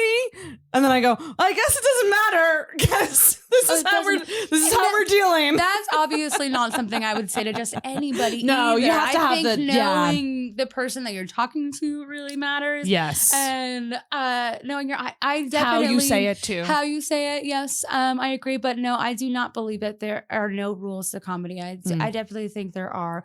I mean, there are lots of rules for you can do whatever you want. And so this is where I find the divide. You're allowed to do whatever you want. Now, I'm allowed to have any opinion about that. You can't say, well, you don't like my comedy. There's no rules to comedy. Well, I can say whatever I want. And I'm like, yeah, but what you said was garbage. And I think you're garbage. And there are no rules to my opinion either. I don't have to like you just because you're an asshole. Like, no. Right. Right. We're edgy. No. Yeah. You're an ass. Yeah. Stop it. And I mean, I think like the trick with it, is you can state bold opinions, but you have to bring it around to a good place and a funny place, ideally. Yeah. A funny place. I'm not very nice. And I like things that are mean. I prefer my friends to be hot and mean. That's you don't think you're nice? I'm not nice. Oh, I'm not nice either, Megan. How mean do you think you are? Like, I've thought about this a lot lately. Yeah. Because when the roast battles happened, they reached out to me to see if I would do it. Mm-hmm. And I was like, I can't, because I will go far too deep and far too mean. Funny. Because that's bullying. Because of these conversations that I've had with so many people, I know they're exactly. I would make it funny, but I would go beyond surface level, of course, because that's how mean I can be. But my sort of idea with that was like, what kind of a show does that make it? Yeah, the audience doesn't know that. Yeah, the audience doesn't know the and that's why I said no, right? That's why I said no. I was like, you can't just pull anything out of anywhere and be like, oh yeah, remember when you peed your pants in 5th grade? Like that's like I can't like. That's a bad example, but because that is funny, and I would make fun of you for that, but. Yeah, that's why I said no, because I was just like, because there's a lot, I've called a lot out. Okay, like I guess through having so many of these, I've had 230 of these types of conversations with people. I really get to know people and their weaknesses. Yeah. And I've lost friends because I've called people out on their bullshit. Yeah. And I've brought things up for them that they have not yet fixed or accepted or come to terms with. There, but they weren't your friend then. Right, exactly, right? Yeah. And so that's when you said that thing about the friendships. Yeah. It really hit home to me, because I lost so many people because I was going on this deep inwards look of myself and accepted all these very ugly. There's a lot of ugly things about me that I had to face, and I go, why aren't you facing yours? But then I have to step back and go, they're just not there yet. Yeah. And we can't be friends right now. Yeah. It's fine. But also your friend should be somebody that you can do that with. Right. And they should be able to say, you know what, I actually am not ready to talk about that yet. And like, can we wait on that a little? I am all about self-awareness. Yes. Be aware of what's happening in yourself, please. I can't. Yeah. Yeah. And say it. And it sucks, but say it out loud. Yeah. That's the only way to be honesty. And like I've had some hard conversations with people where I was just like, fuck, like saying that out loud for the first time was cathartic. Like, yeah, it feels a lot better than you think it would. Yeah. Yeah. Like, do you believe that at the baseline people are good? Yeah. Based on like all your life experiences, you still believe at the baseline people are good. They just have a lot of ugly stuff around them. Yeah, the worst people in my life, I stayed beside because I knew they had good in them. But there was so many messy things in the way of that, and they didn't want to deal with it. And I can't sacrifice my own self to wait for you to do that. So there it is. That's what it is. Luck. And I hope you do well, and I hope you find that core goods part of you, but I can't. No. Can't wait. Sorry, it's too hard. Not happening. Yeah. And I really think there's an issue with that. I don't think that makes you like, feel like a lot of people feel like a bad person when they walk away from a hard situation, and like people will ridicule them for not staying by somebody when they really needed you. And that's ridiculous. No, I think that's wrong. Yeah. You, as much as you need the support of other people, you have to be able to stand up on your own. You have to at least want to try. Yep. So I would love to know, what are your thoughts on people who, this might get touchy. Feel free not to answer if it's too touchy. But people who do ugly things, not great things, and their excuse is mental illness. I think that's very situation dependent. It is, yeah. Yeah, there's not one clear answer. Yeah, definitely not. I think a lot of things, and that being a reason for things, are very, very valid. But all of the time, I feel like that's too hard to answer. It's too vague. It's not a general sweep of like, no, you're just not trying hard enough, or no, like it's okay. Like it's not always okay, and you're not always not trying hard enough, right? Yeah. I think it's very situational dependent. I feel like that the victim mentality can be not great for people. And I get where it's coming from. Yeah. Like I totally do, because it's cozy in there. Yeah, absolutely it is. But I do think, like, until you accept the shitty parts of yourself and own up to it, like, I don't know. I mean, I guess it is very situational. Some mental illnesses are just so far out there that it's beyond. You couldn't see the other side of it. Right? Yeah. I think that anybody in general, like if we're consistently playing the victim for something, I mean, that's not a problem somebody else can fix. That's internal. Exactly. Like, right. Yeah. That, like, you, because you're not, even if you are in most cases actually the victim, it's not every situation. No. And adapting that mentality is also not going to help you get away from that situation either. That's right. Yeah. You have to actively be moving forward, which is very, very hard. And Very I know hard. it is. Very I am hard. aware of that. But you have to try if you want to keep going. I think people tend to forget that they don't have people tend to forget that they have control over their life. Yeah, absolutely. I definitely give myself upset times, which I know is popular. Yeah, you can cry for this long, you can be angry for this long, sort of thing, and then you have to get over it. You have like a time limit kind of thing. Yeah. Well, because you're saying I'm gonna let myself feel the things. Yeah. And then I'm gonna put on my big girl pants or whatever the phrase is, and I actually, yes, I have a theory, and this is in regards to heartbreak. Or like friendship heartbreak. Yeah. Like, I mean, when you're hurt by somebody, I allow everybody one petty moment. One very petty moment that is so fucking immature and low and stupid. And then I go, and now you have to be you gotta be smart now. Enough about that. But one petty moment. Because if you don't do the petty moment, you're not gonna get out those the anger, initial anger feelings. Totally. I also don't get angry at myself if I break that rule. I love that. I love that. I'm just like, all right, okay, all right, but you know that we already did that. Yeah. Yes. Let's go. Pick it up. Pick it up. Do you get over? So you've had some not great past relationships. Yeah. Are you someone who gets over people easily? No, not really. I definitely, it takes a while, but I am 100% somebody who will process something as a full. Yeah. So maybe it took me a year to get over that, but that's all the time that it's going to take. And then it's done. And then I'm done. Yeah. I will take the time, however long it is, to deal with something. And then after it's dealt with, it's over. No more. And you deal with it head on? Are you someone who like something happens and you literally just let yourself feel?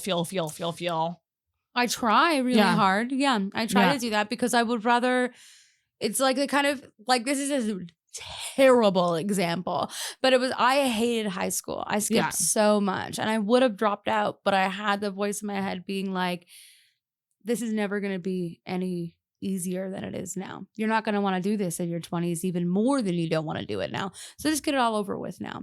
And that's sort of how I look at most of the things that I do. Get it over with now. And that's how I eat. Eat the thing you don't like the most on the plate first, then enjoy the rest. Short-term loss, long-term gain. Yeah. Yeah. Yeah. No, I love that. You skipped school? I skipped over 350 classes in my Holy grade 12 shit. year. What did you do? Drugs. We would have been friends. You would have been the devil on my shoulders in high school. I was a judge's daughter. So I was very much so I had to be a good girl. Of course. But I was friends with all these kind of female friends that were rebellious and would go skip and smoke weed. Yeah. And I think parents, they're not listening, but I think I did it twise. I think it was only 2 times. But 350. Yeah. That's how they recorded. But I was I always loved those. I always wanted to be friends with them because I was you're so cool and you don't care. But I had strict parents, so. My mom worked 2 jobs to support us, so she was never home. Really? I had no supervision. Yeah. Do you have siblings? I have a younger brother. Yeah. Okay. Yeah. How much younger? 3 years. Okay. And are you typical big sister? Yeah, very much. I beat up bullies on the playground for him, sort of thing. He is like over 6 feet now. It won't happen again. I won't be beating anybody else up for him. But yeah, I am very much big sister energy for sure. Fucking love that. And oldest, obviously. Yeah, yeah. Damn. Yeah, just me and him, little baby brother who is much, much taller than me. Much He taller. lives in Calgary. I don't see him very much. Oh, Calgary. I'm going to get you another beer. Hang there. Yeah! I'm going to get oh my God, my ears are so hot. What's your tomorrow like? Do you have to go home soon? No, what time is Oh, it? sweet. I work at 12:30. Okay, cool. I was going to go to the bar after this. Just making sure that I'm not keeping you. No. Here's your other. Actually, I'm gonna get another white claw. What do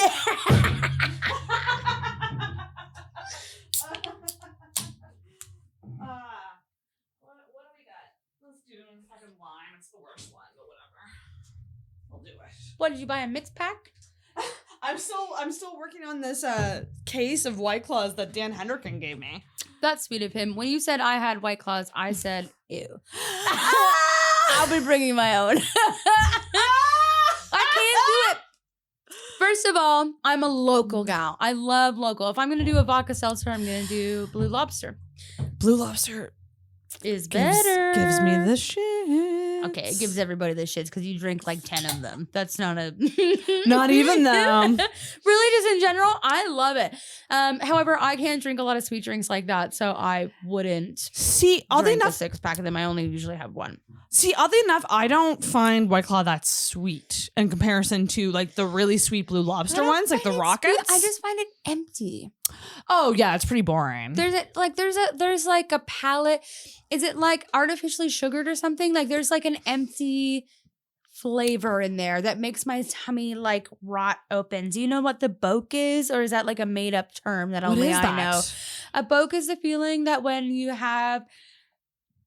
I've burped so much into your microphone, and I'm sorry if everybody can hear it. That's what you get for drinking beers. You're the first of 3 podcasts in a row, so. You did this all day today? No, I have one tomorrow night, okay. and then one on Sunday night. Sitting here for hours and hours. Can you imagine? Interviewing people, that sounds terrible. Oh my God, I don't think I could do that. I don't think I've ever done that actually. That would be awful. But I have my whole weekend. I'm doing podcasts in the evening, which is fine because I'm backlogging. But it's I was like worried about tonight because I've had such a bad week for sleeping and I'm pretty tired. But I'm like amped. But I'm amped. You are like the human equivalent of a Red Bull. Yeah, that's fair. I love that about you because I instantly go. So I want to match your energy. Yeah. So that I get more energetic. Yeah. But like, I can imagine how some people might like scare them, but fuck them. I definitely scare people, but I don't care about that at all. I don't care about that at all. I'm not scary. No, you're not. I just seem that way. You don't seem that way at all. Big smile on your face. Yeah, that's a good one. I have a question for you. So you run this amazing room on Sunday nights, Foggy Goggle, 8 p.m. Foggy Funnies. Follow on Instagram. I make cool posters. Yes, you do make really cool posters. I will say, very unique. Do you make them yourself? Yeah. Oh fuck yeah! I do it all. Of course you do. You see a lot of people, newbies, first sets. Yeah. What are some common mistakes you see with the most common newbies? Mistake that I see is that people don't talk loud enough. There are so many times that I have people in the audience be like, I can't hear them. And I'm like, I can't. If I turn the mic up any louder, it's just going to be feedback. And they're just because they're standing over here and they're talking like this. And it's a room full of people and everybody's like really trying to listen, but they can't hear you. You need to talk louder. You have to hold the microphone in the right spot so people can hear you. Yeah. Close to your face, I ideally. would say aside from that, number one thing that I can see is because people for the first time, I did exactly the same thing. For a million times, I've done exactly the same thing. So people memorize what they're going to say. And then if they forget what the next word is, they stop and panic. Yeah, because it's too scripted. Yeah, you have to be able to wiggle around a little bit. Yeah. Until you remember what that next part is. So true. And so rigid. You almost have to just know the points of the joke. Yeah. So that you can be like Talk a little around it. looser. which is strange because like that's something like I'm trying to do, but then I'm also having memory issues, so I am trying to memorize, but also not memorize, which is very hard to do. Yeah, absolutely. memorize, but don't script. Yeah, and so what really helps me is that I type out my entire set before I do it. This is what everyone says. I gotta just fucking do it. Just do it. Oh my God, every single person tells me this. And I still haven't done it. The whole thing out, all 800 words I write out. And then I write talking points on a little piece of paper and I put it on the thing. I usually don't need them because since I've written it out, if I lose my spot halfway, I can look down a word and be like, yes. I will also keep talking. And sometimes halfway through a sentence, I'm like, oh, I remember why I came here. This joke. Right. And I think too, on that note, having fun with messing up. Yeah, it's so much better than it's so much better to just go, I fucked that up, you guys. Let's try that again. I love it when people do that. Yeah, I love it when people do that. Yeah, like when I don't know if it was my first set, it might have been. I think I tweeted at Nikki Glazer. It was my second set at Ladies Night at Oasis that I was like, I'm about to do my second ever comedy set. Any advice or something? And she said, if you mess up, lean into it and be authentic. It's good advice. Because people will still trust you then versus like putting on this act of that's it. freezing. I always like any performer more when I can see that they're a human being. I love that. If something is so polished to the point that there are no flaws at all, I'm like, what is this? It's a robot. It's a video. It's a TED Talk. It's like, it doesn't make any. No, I hate this. Like, I want to be free and I want to laugh and I want to run around in circles and make fun of you because you forgot how to tell your joke 3 times and now you just aren't going to do it anymore. And that's really funny. I would love for you to do a Foggy Funnies where it's like comics sign up and they go up and do their side, and then you roast them after. I do it sometimes.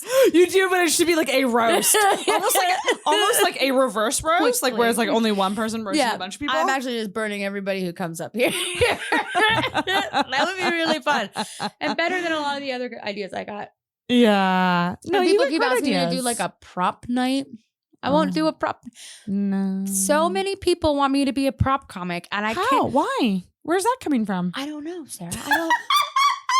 I don't want to do You're it. great on your own. You don't need props. What? They just want to have a bucket of things on the stage that people could interact with and have it be a monthly prop comedy night where there's just like a treasure chest of silly things. I could see a lot of comics actually really liking that. The other thing I've heard of is like the subject, like having subjects in like a thing. And like having people, yeah. I mean, I could never. I'm not quick like that, but a lot of people would. Yeah, a lot of people would do that. I think it'd be fun. Oh my gosh, there's so many fun things you could do with. I don't want to do a prop night. I feel like people are forgetting that I have to go find a bunch of stupid props and Dollar store would be fun. Or you could get people to donate props. Bring the weirdest thing in your house to my show. The weirdest thing in my house has already been on this podcast. It's my dwarf dwarf dildo. It's like it looks like a little gnome. And it's a dildo? And it has like a hat with a long nose. and it was a sex toy that my friends got me as a joke, and it literally is so terrifying. Do you use it? No! I think I used it once. Well, you gotta try it with out. like my ex, like as like kind of almost like a joke, but like that's funny. That's really funny. I just wasn't into it. I shouldn't tell. Oh, tell a story. Do it. Sorry. Yeah, please do. It's not about me. It's about me making fun of my partner. I have like a big collection of dildos as well, and so they like to do big collection. Are they on display? No, they're in a pillowcase like a lady. Whenever someone says collection, I assume it's like on a shelf. Like, no, it's a big heavy pillowcase. That's a weird fucked up Santa sleigh of dildos. Because it has to camouflage into the bed. It makes sense. I okay. Love that. That's Anyways, so they great. think it's really one day they thought it was really funny to stick one right on their head. Be a unicorn, except they left it on too long and shook it around too long and got a really big bruise on their forehead for so long. Like days? Okay. one day. Yeah, but still, that's a long funny. time to have a stupid bruise on your forehead. Yes, it is. That's funny. Man, the shit that like I miss that. I haven't been intimate with someone in a long time, but I had a situation with an ex that he came and took it and put it on, like rubbed it on my forehead and just went, Simba. I love that. That's genius. I'm gonna do that later. That's my plan. I miss having fun. I miss it a lot. You can have fun. I just haven't been with someone in so fucking long. Please wing me if you know anyone. Yeah. No. Do you remember earlier when I told you that I don't have any friends and I don't talk to anybody? I don't think I have anybody for you. You would be I think that Are you would into be dorky metalheads? I know a lot of those. I mean, that's my ex. You just described my ex. But I feel like you would be a good wing person. I am. Here's how I do it. We went out. I am an excellent wingman. I used to have a lot of male friends, but I could do it for you too. What would you do? You go up to the bar and you find a beautiful lady that your friend wants to sleep with. And then you flirt with her really hard. And you get her to like you a lot. But you consistently mention your boyfriend. And then you're like, you really pull like a How I Met Your Mother. And it's like, anyways, have you met my friend Ben? It's amazing. They want you and you give them Ben. It's perfect. And it works? It works really well. Really? Okay. It works super well.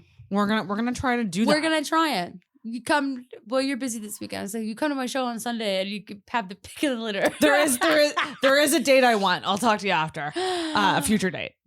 A future. I'm trying that I know that I. Oh can... no, sorry. Like a date that I want to go on Foggies.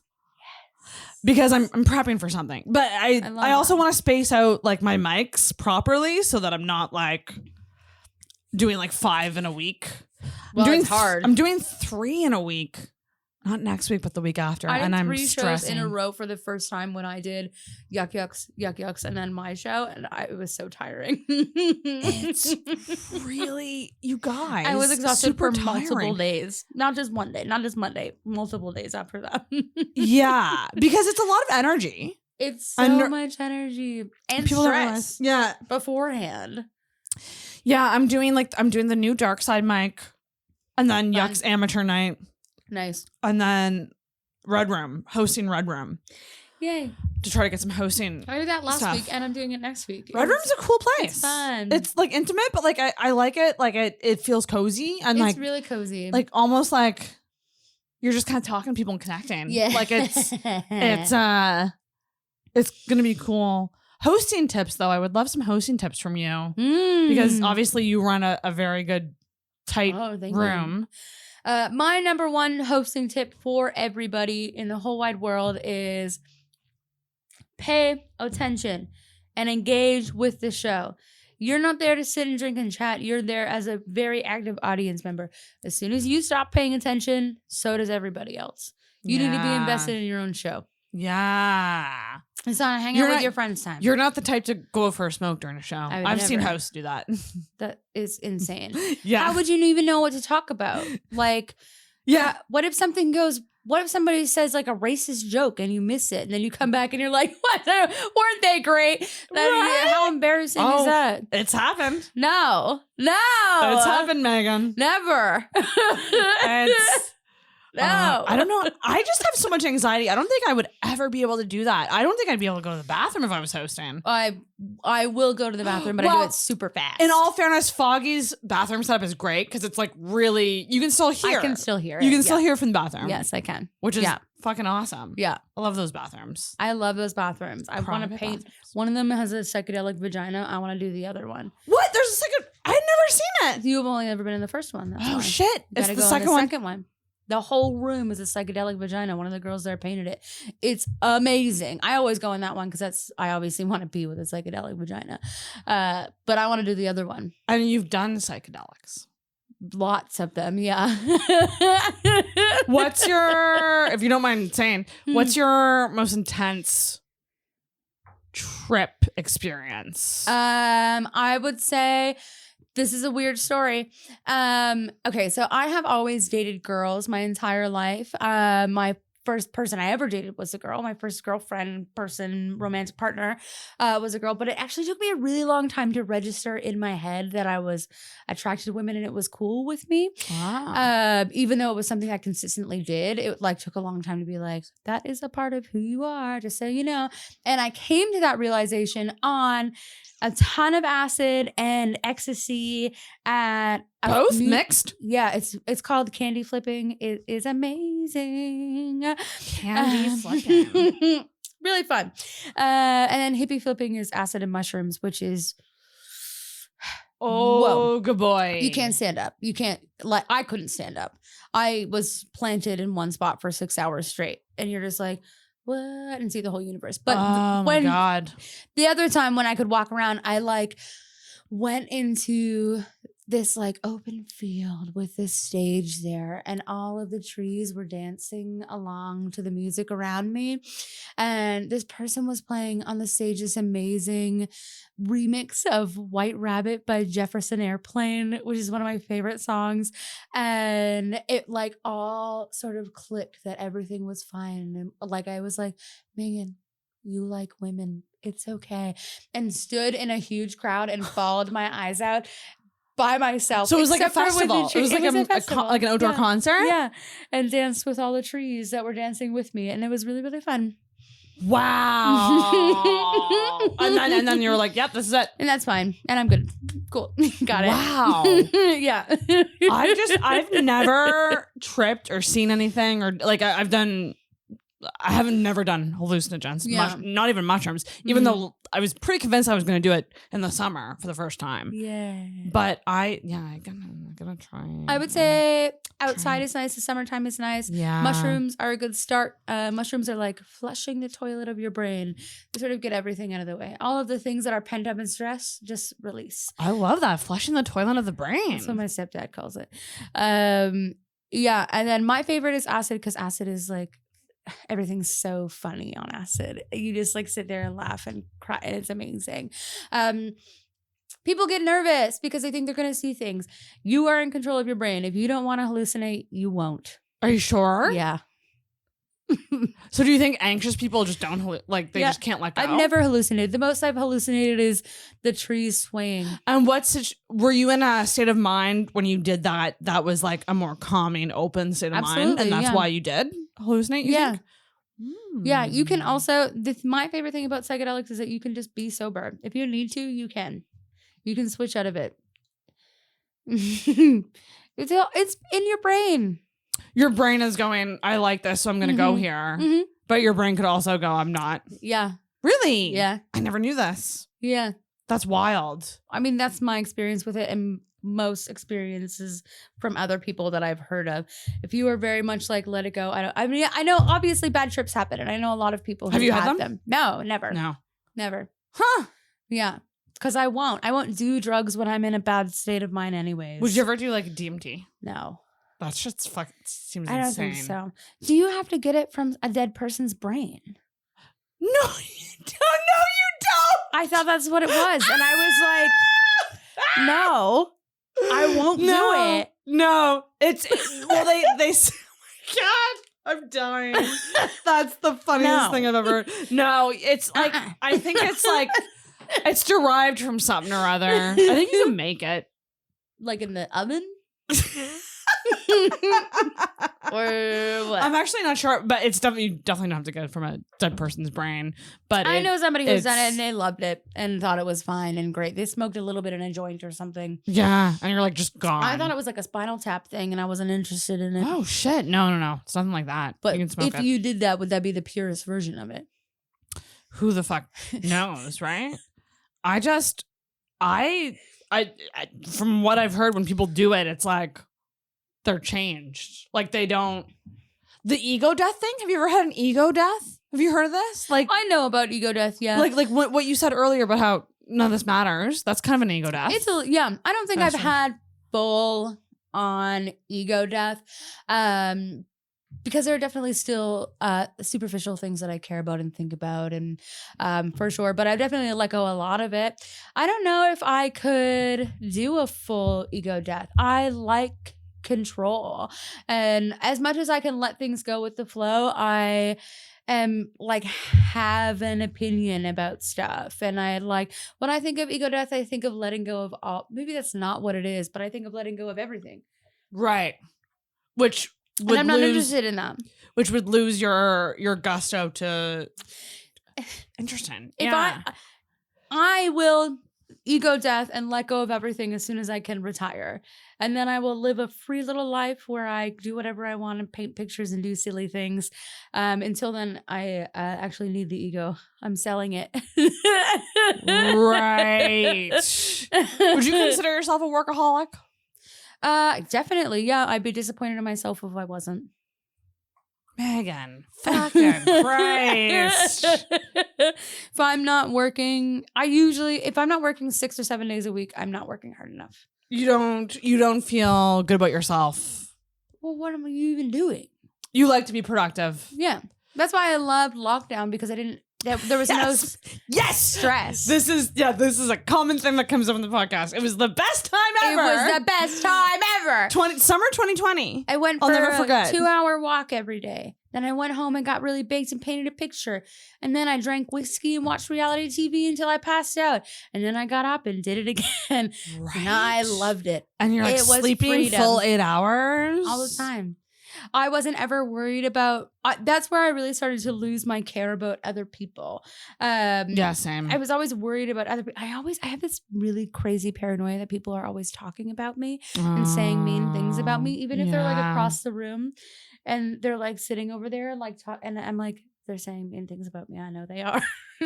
Girl, you're anxious as fuck. I love you. I'm super anxious. But yeah, you got crazy anxious. Yeah, that's straight up fucking anxiety. Yeah, the anxiety is something that is really, really intense. But I deal with in its own little ways. Yeah. I was blackout drunk for 3 years of my life was how I started dealing with it, but I've gotten better. Well, you're not blacking out. No, never again. Yeah. Never again. Yeah. No. You have would you say that like you have a healthy relationship with booze? Yeah, I love alcohol. Good. And it was something that I knew I needed to control because it was something I wouldn't be able to give it up forever. I love drinks. I love beverages. I love the science and everything about them. And if I had to get rid of it forever, then I would be really sad. So I just got control of it. No, that's really good. I love beer. I love cocktails. I love making drinks for people. Ooh. What's your favorite drink to make? I have so many questions for you. I'm keeping you all night. My favorite drink to make, I think I probably I'm going to say a Caesar. I love a Caesar. I was in the Mott's Clamato Best Caesar in Town competition a couple years ago. Did you win? No, I came in 4th. What did you make? And I shouldn't have. I made a Caesar. Did you make? Cool, because they have those like crazy Caesars that have like a brownie and like. Yeah, it was like a classic Caesar with a special. I think I used gin instead of vodka. Interesting. The rule was you had to use Mott's Clamato juice was the only rule. And then I did a maple crumble bacon rim with homemade pickles, homemade dill pickle juice in it, and the caramelized maple bacon with a maple bacon hot sauce in it. Sounds fucking delicious. It was really good. Oh my god. Yeah. I love a Caesar. Like the day after drinking. They're easy, but they're like fun to make. Like they're like you can be creative with them. Yeah, you can. It's simple, basic. Gin instead of vodka is interesting. I know so many people who won't drink it with vodka and will only drink it with gin. Yeah. Interesting. Mm-hmm. Give it a shot. If you like gin, I say give it a shot. I don't mind gin. I love gin. I'm a vodka bitch though. I hate vodka. Okay, because vodka for me is not drunk. I have to go home right now. I'm gonna die. Yeah. I hate that. It's the many extremes of the vodka drunk. I don't like it. I'm more of a like slowly, gradually get to like, I'm a little bit drunk. I think I'm gonna go home and smoke a joint. I love that.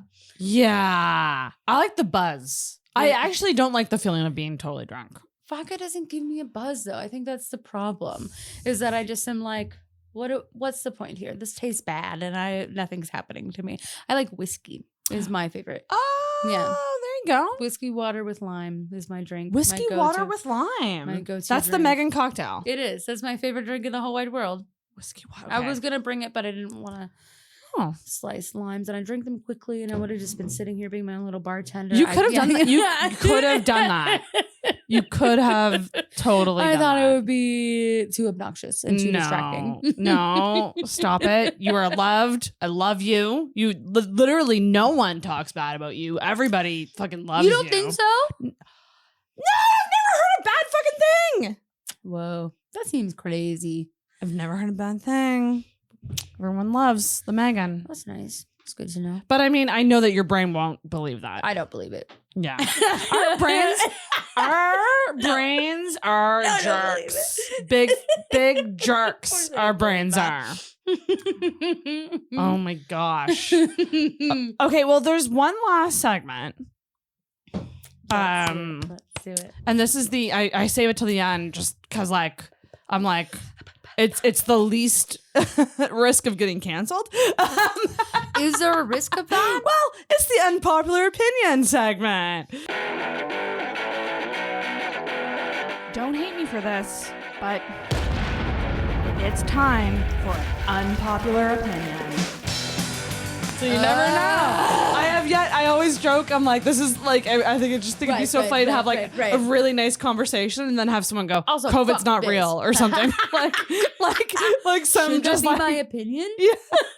I was on a debate team in middle school. I can debate either way. Oh, you were on a debate team? I'm a good debater. Okay, so well, I don't know if you knew we about went this. to a competition in Sydney, Nova Scotia. So I went up for I Chinese did food. live comedy debates shows, and I want to bring them back. So You should. I will keep you in mind for the next I want to do it. the next live debate show because I'm doing another Intoxicated live show, and that will be part of it, the debates. So yes, I stay would love tuned. Stay to tuned. have an entire Comedy show for it. Yeah. where I can just argue but also be silly. That's basically what my radio show is that I learn about something new, but I also sometimes make things up and just say, this is ridiculous. Here's a fact that is ridiculous. Okay. I Yes. want to do it. I'm gonna send you I'll send you the YouTube link for the first live debates. And it's great. Yeah. It's so great. Yeah. Fuck, oh yeah, unpopular opinion. What is so unpopular opinion, it's something that you would say like at a party where people would go and be shocked at what you said because most people would disagree with you on it. Do you have one? Or maybe one that you think is unpopular? I mean, when I think of going to a party and saying, I was thinking about this differently. I've already told you I don't like dogs. I know that's unpopular. That I is don't pretty unpopular. care about that. Okay. I have valid talking points for why dogs aren't cool. Yes. Okay. You have to pick up their shit with your own hands. Yes. That's bullshit. Yeah, you use a scoop for cats. A whole scoop. You don't have to touch it. It's fine. Other birds, animals, other things. I don't really think you have to. You just wipe it up. It's fine. You have to physically grab dog shit. You have to watch them do it. You have to sit there and wait until they're done pooping and then Which is such it up. a cuck move. it is. I think it is. Dog owners are cucks. I agree. I love the cat. It's just like, yeah, let the cat do its thing and I'll get to it later. It's fine. No, you I have got to shit to stand there do. and wait and watch them shit and then pick it up. That's insane. Yeah. They bark at you. Oh, the barking. Ugh. I can't deal with the barking. You're not allowed to be out of your house for very long. Yeah. And because they'll be sad about it. They're wiggly. They're needy. They like. You can't, with a cat, you can be like, I love you, cat. If you try to do that with a dog, they're like, Have you ever met a I can't handle it. dog that you liked? No. No, not one. Not like a chill dog that just kind of was chill. I have a friend who has a dog and he has trained this dog very, very well. And so when the dog was a puppy, she was super annoying and that sucked. But then he trained her really well to understand social cues. So if I was like, the dog would be like, oh, okay. You don't want me to jump on you. What if I just sat right beside you instead. And I'm like, that's okay. I'll pay. That's okay. You're allowed. And that's fine. So well-trained dogs, I'm fine with. If I can say no, dog, and they listen to me, I'm fine with that. Yeah. That's no issue. I lived with a husky for 2 years that wasn't mine and was also a rescue and insanely dependent. Like the owner couldn't go across the street for a coffee for 5 minutes and come back without this ungodly my life is over howl. Man, oh man, oh man. And I just have no patience for it. It's not for me. I can't do it. And I would also say my other unpopular opinion is that philosophy is stupid.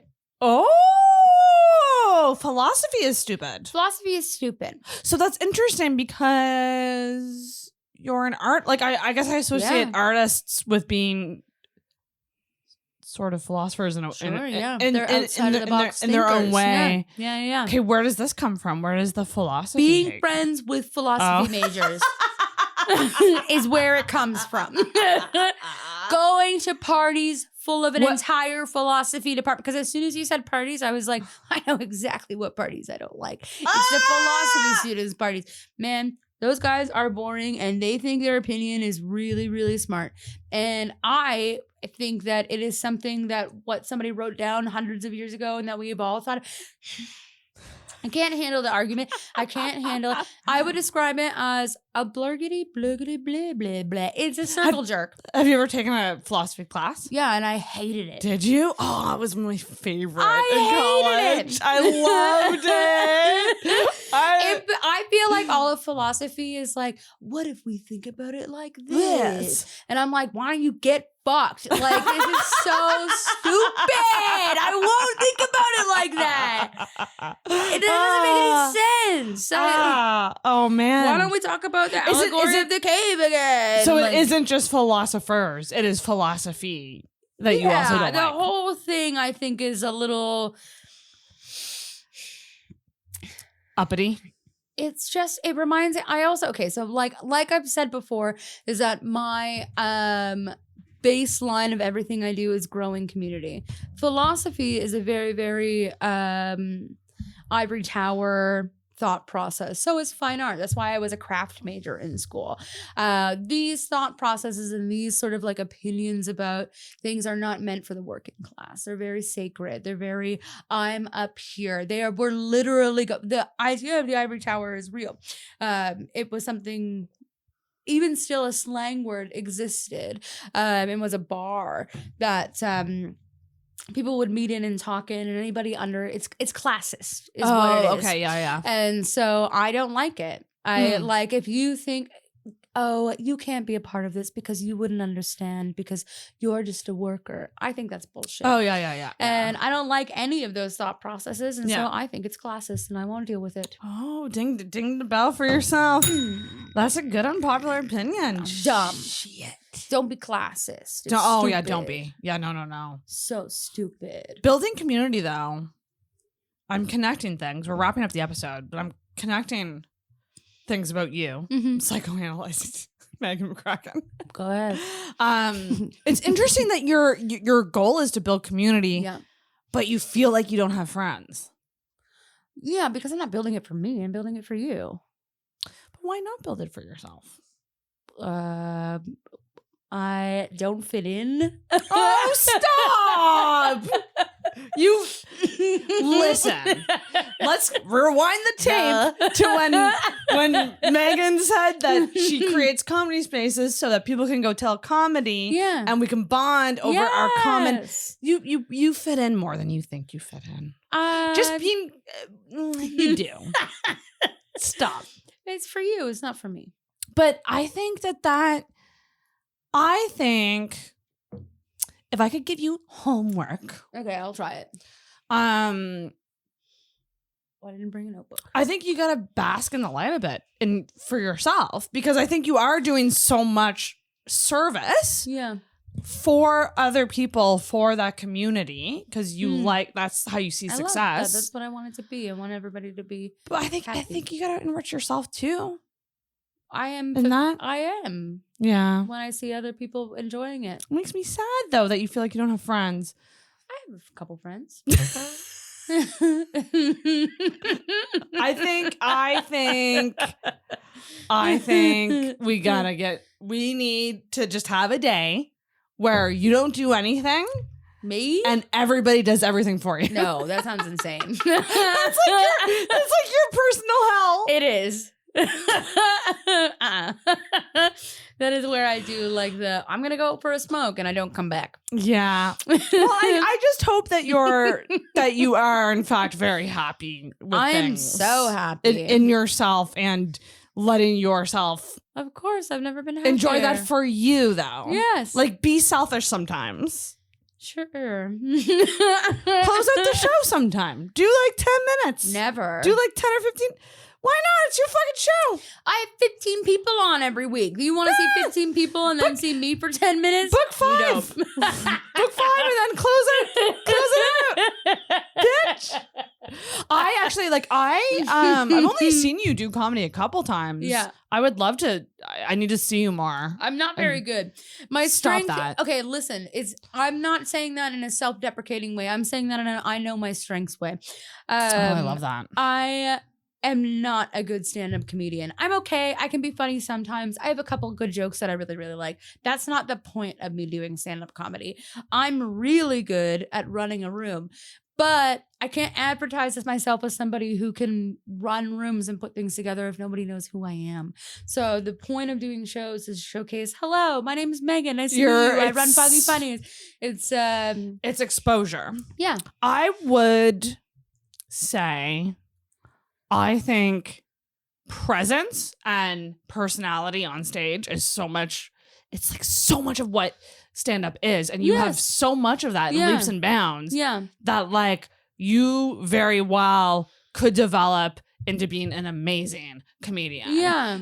Like if you hone that stuff. But like the personality and the presence is so much of it and you already have that. I wouldn't disagree with you. You know, you do. That's how I've gotten a lot of jobs that I have now.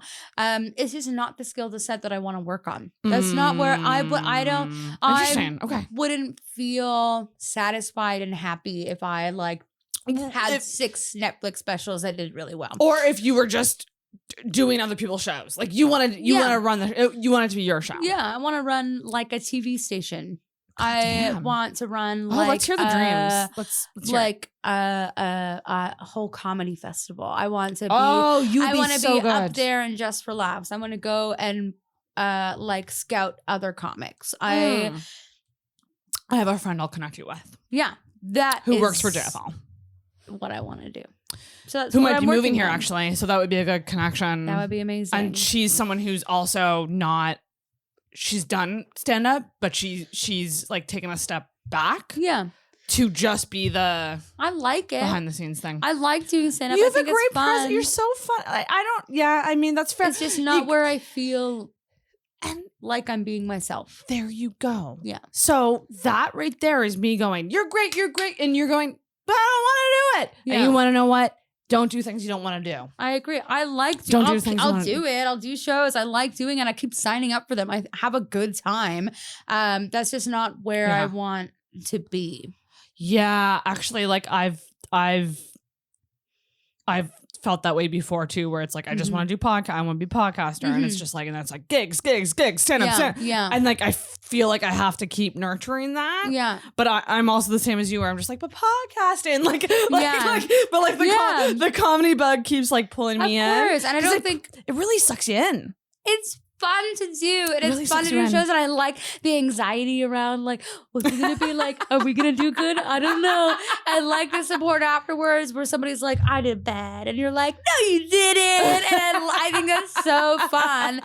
It's just like not my career path. That's like a hobby path. I want to I'm gonna use those skills and turn it into You're going to be else. a multifaceted boss bitch. That's the goal. You're going to be the only way I'm going to be happy. You're going to do a bunch of different things. That's the goal. There's a term for that. Renaissance person. Renaissance man? Renaissance man, I think, is like the...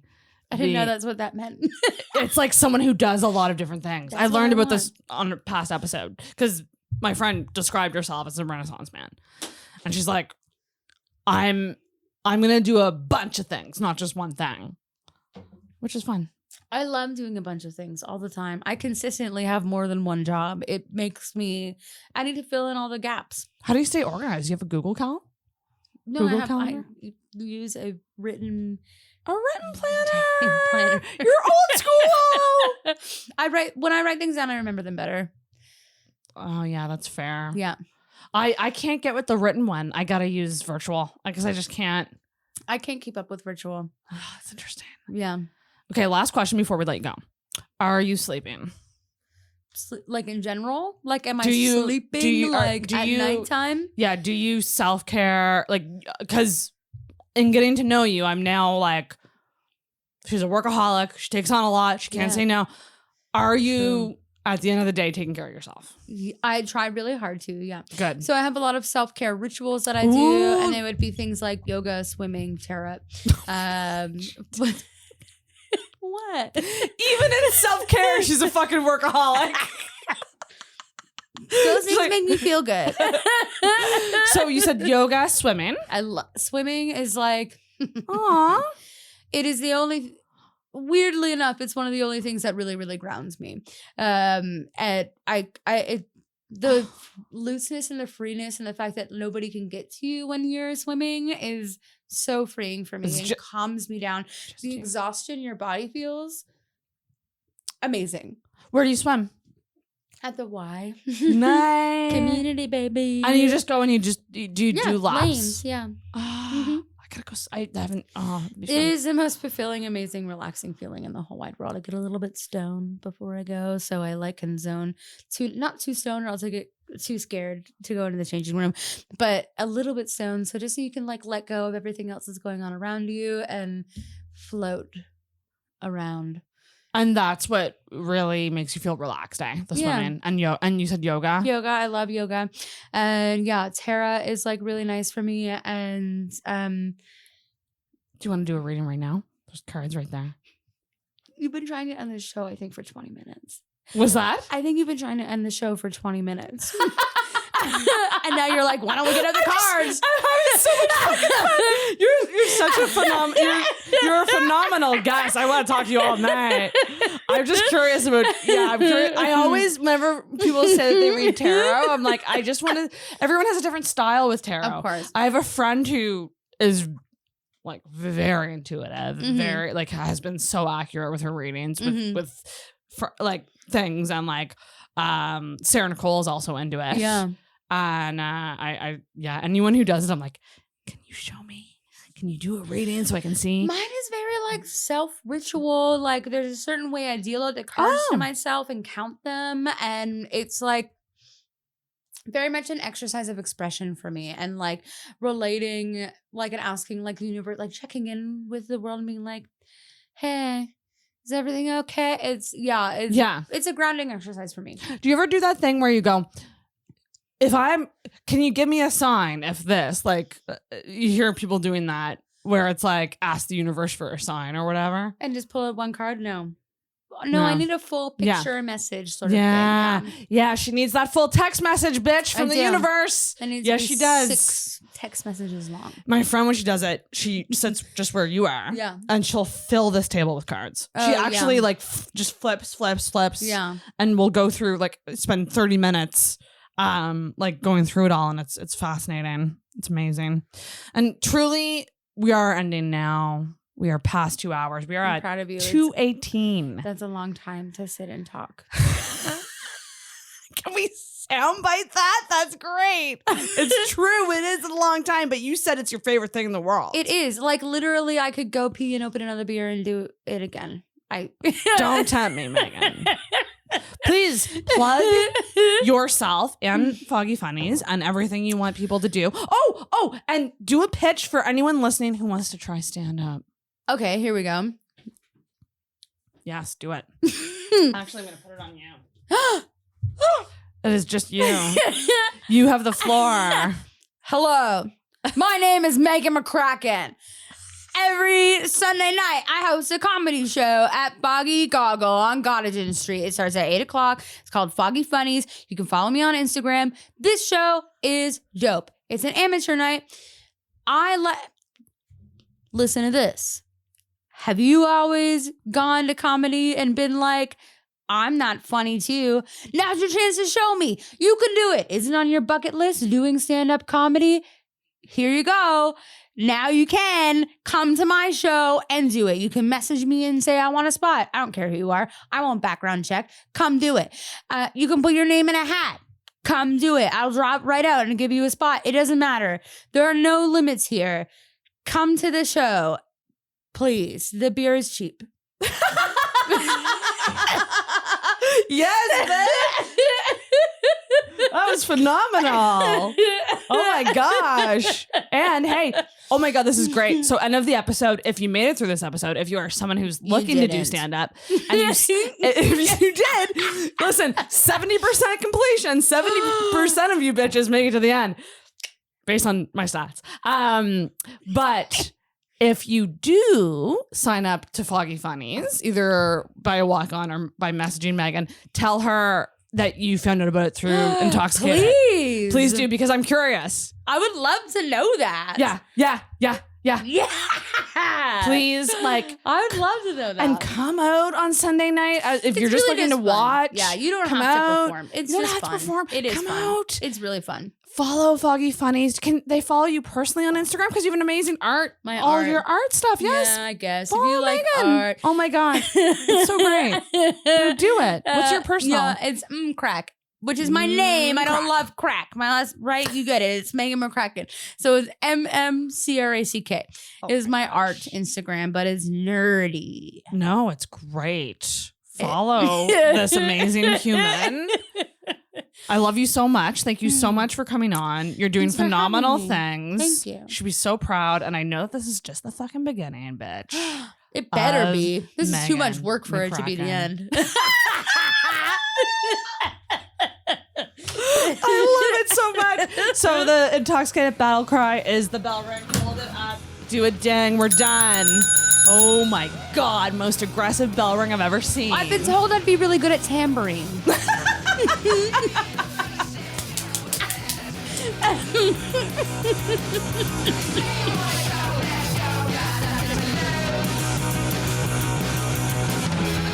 Thank you for listening to the Intoxicated Podcast. If you enjoyed this week's episode, make sure you subscribe on whatever podcast app you use and leave a rating or review on Apple Podcasts. You can also give us a follow on Facebook and Instagram at Intoxicated Podcast, and check out our video episodes on the Intoxicated YouTube channel. Until next week, feel hard and talk hard. Intoxicated Podcast is hosted and produced by Sarah McClellan, co-produced by Sarah Nicole, and brought to you by the messiness of life.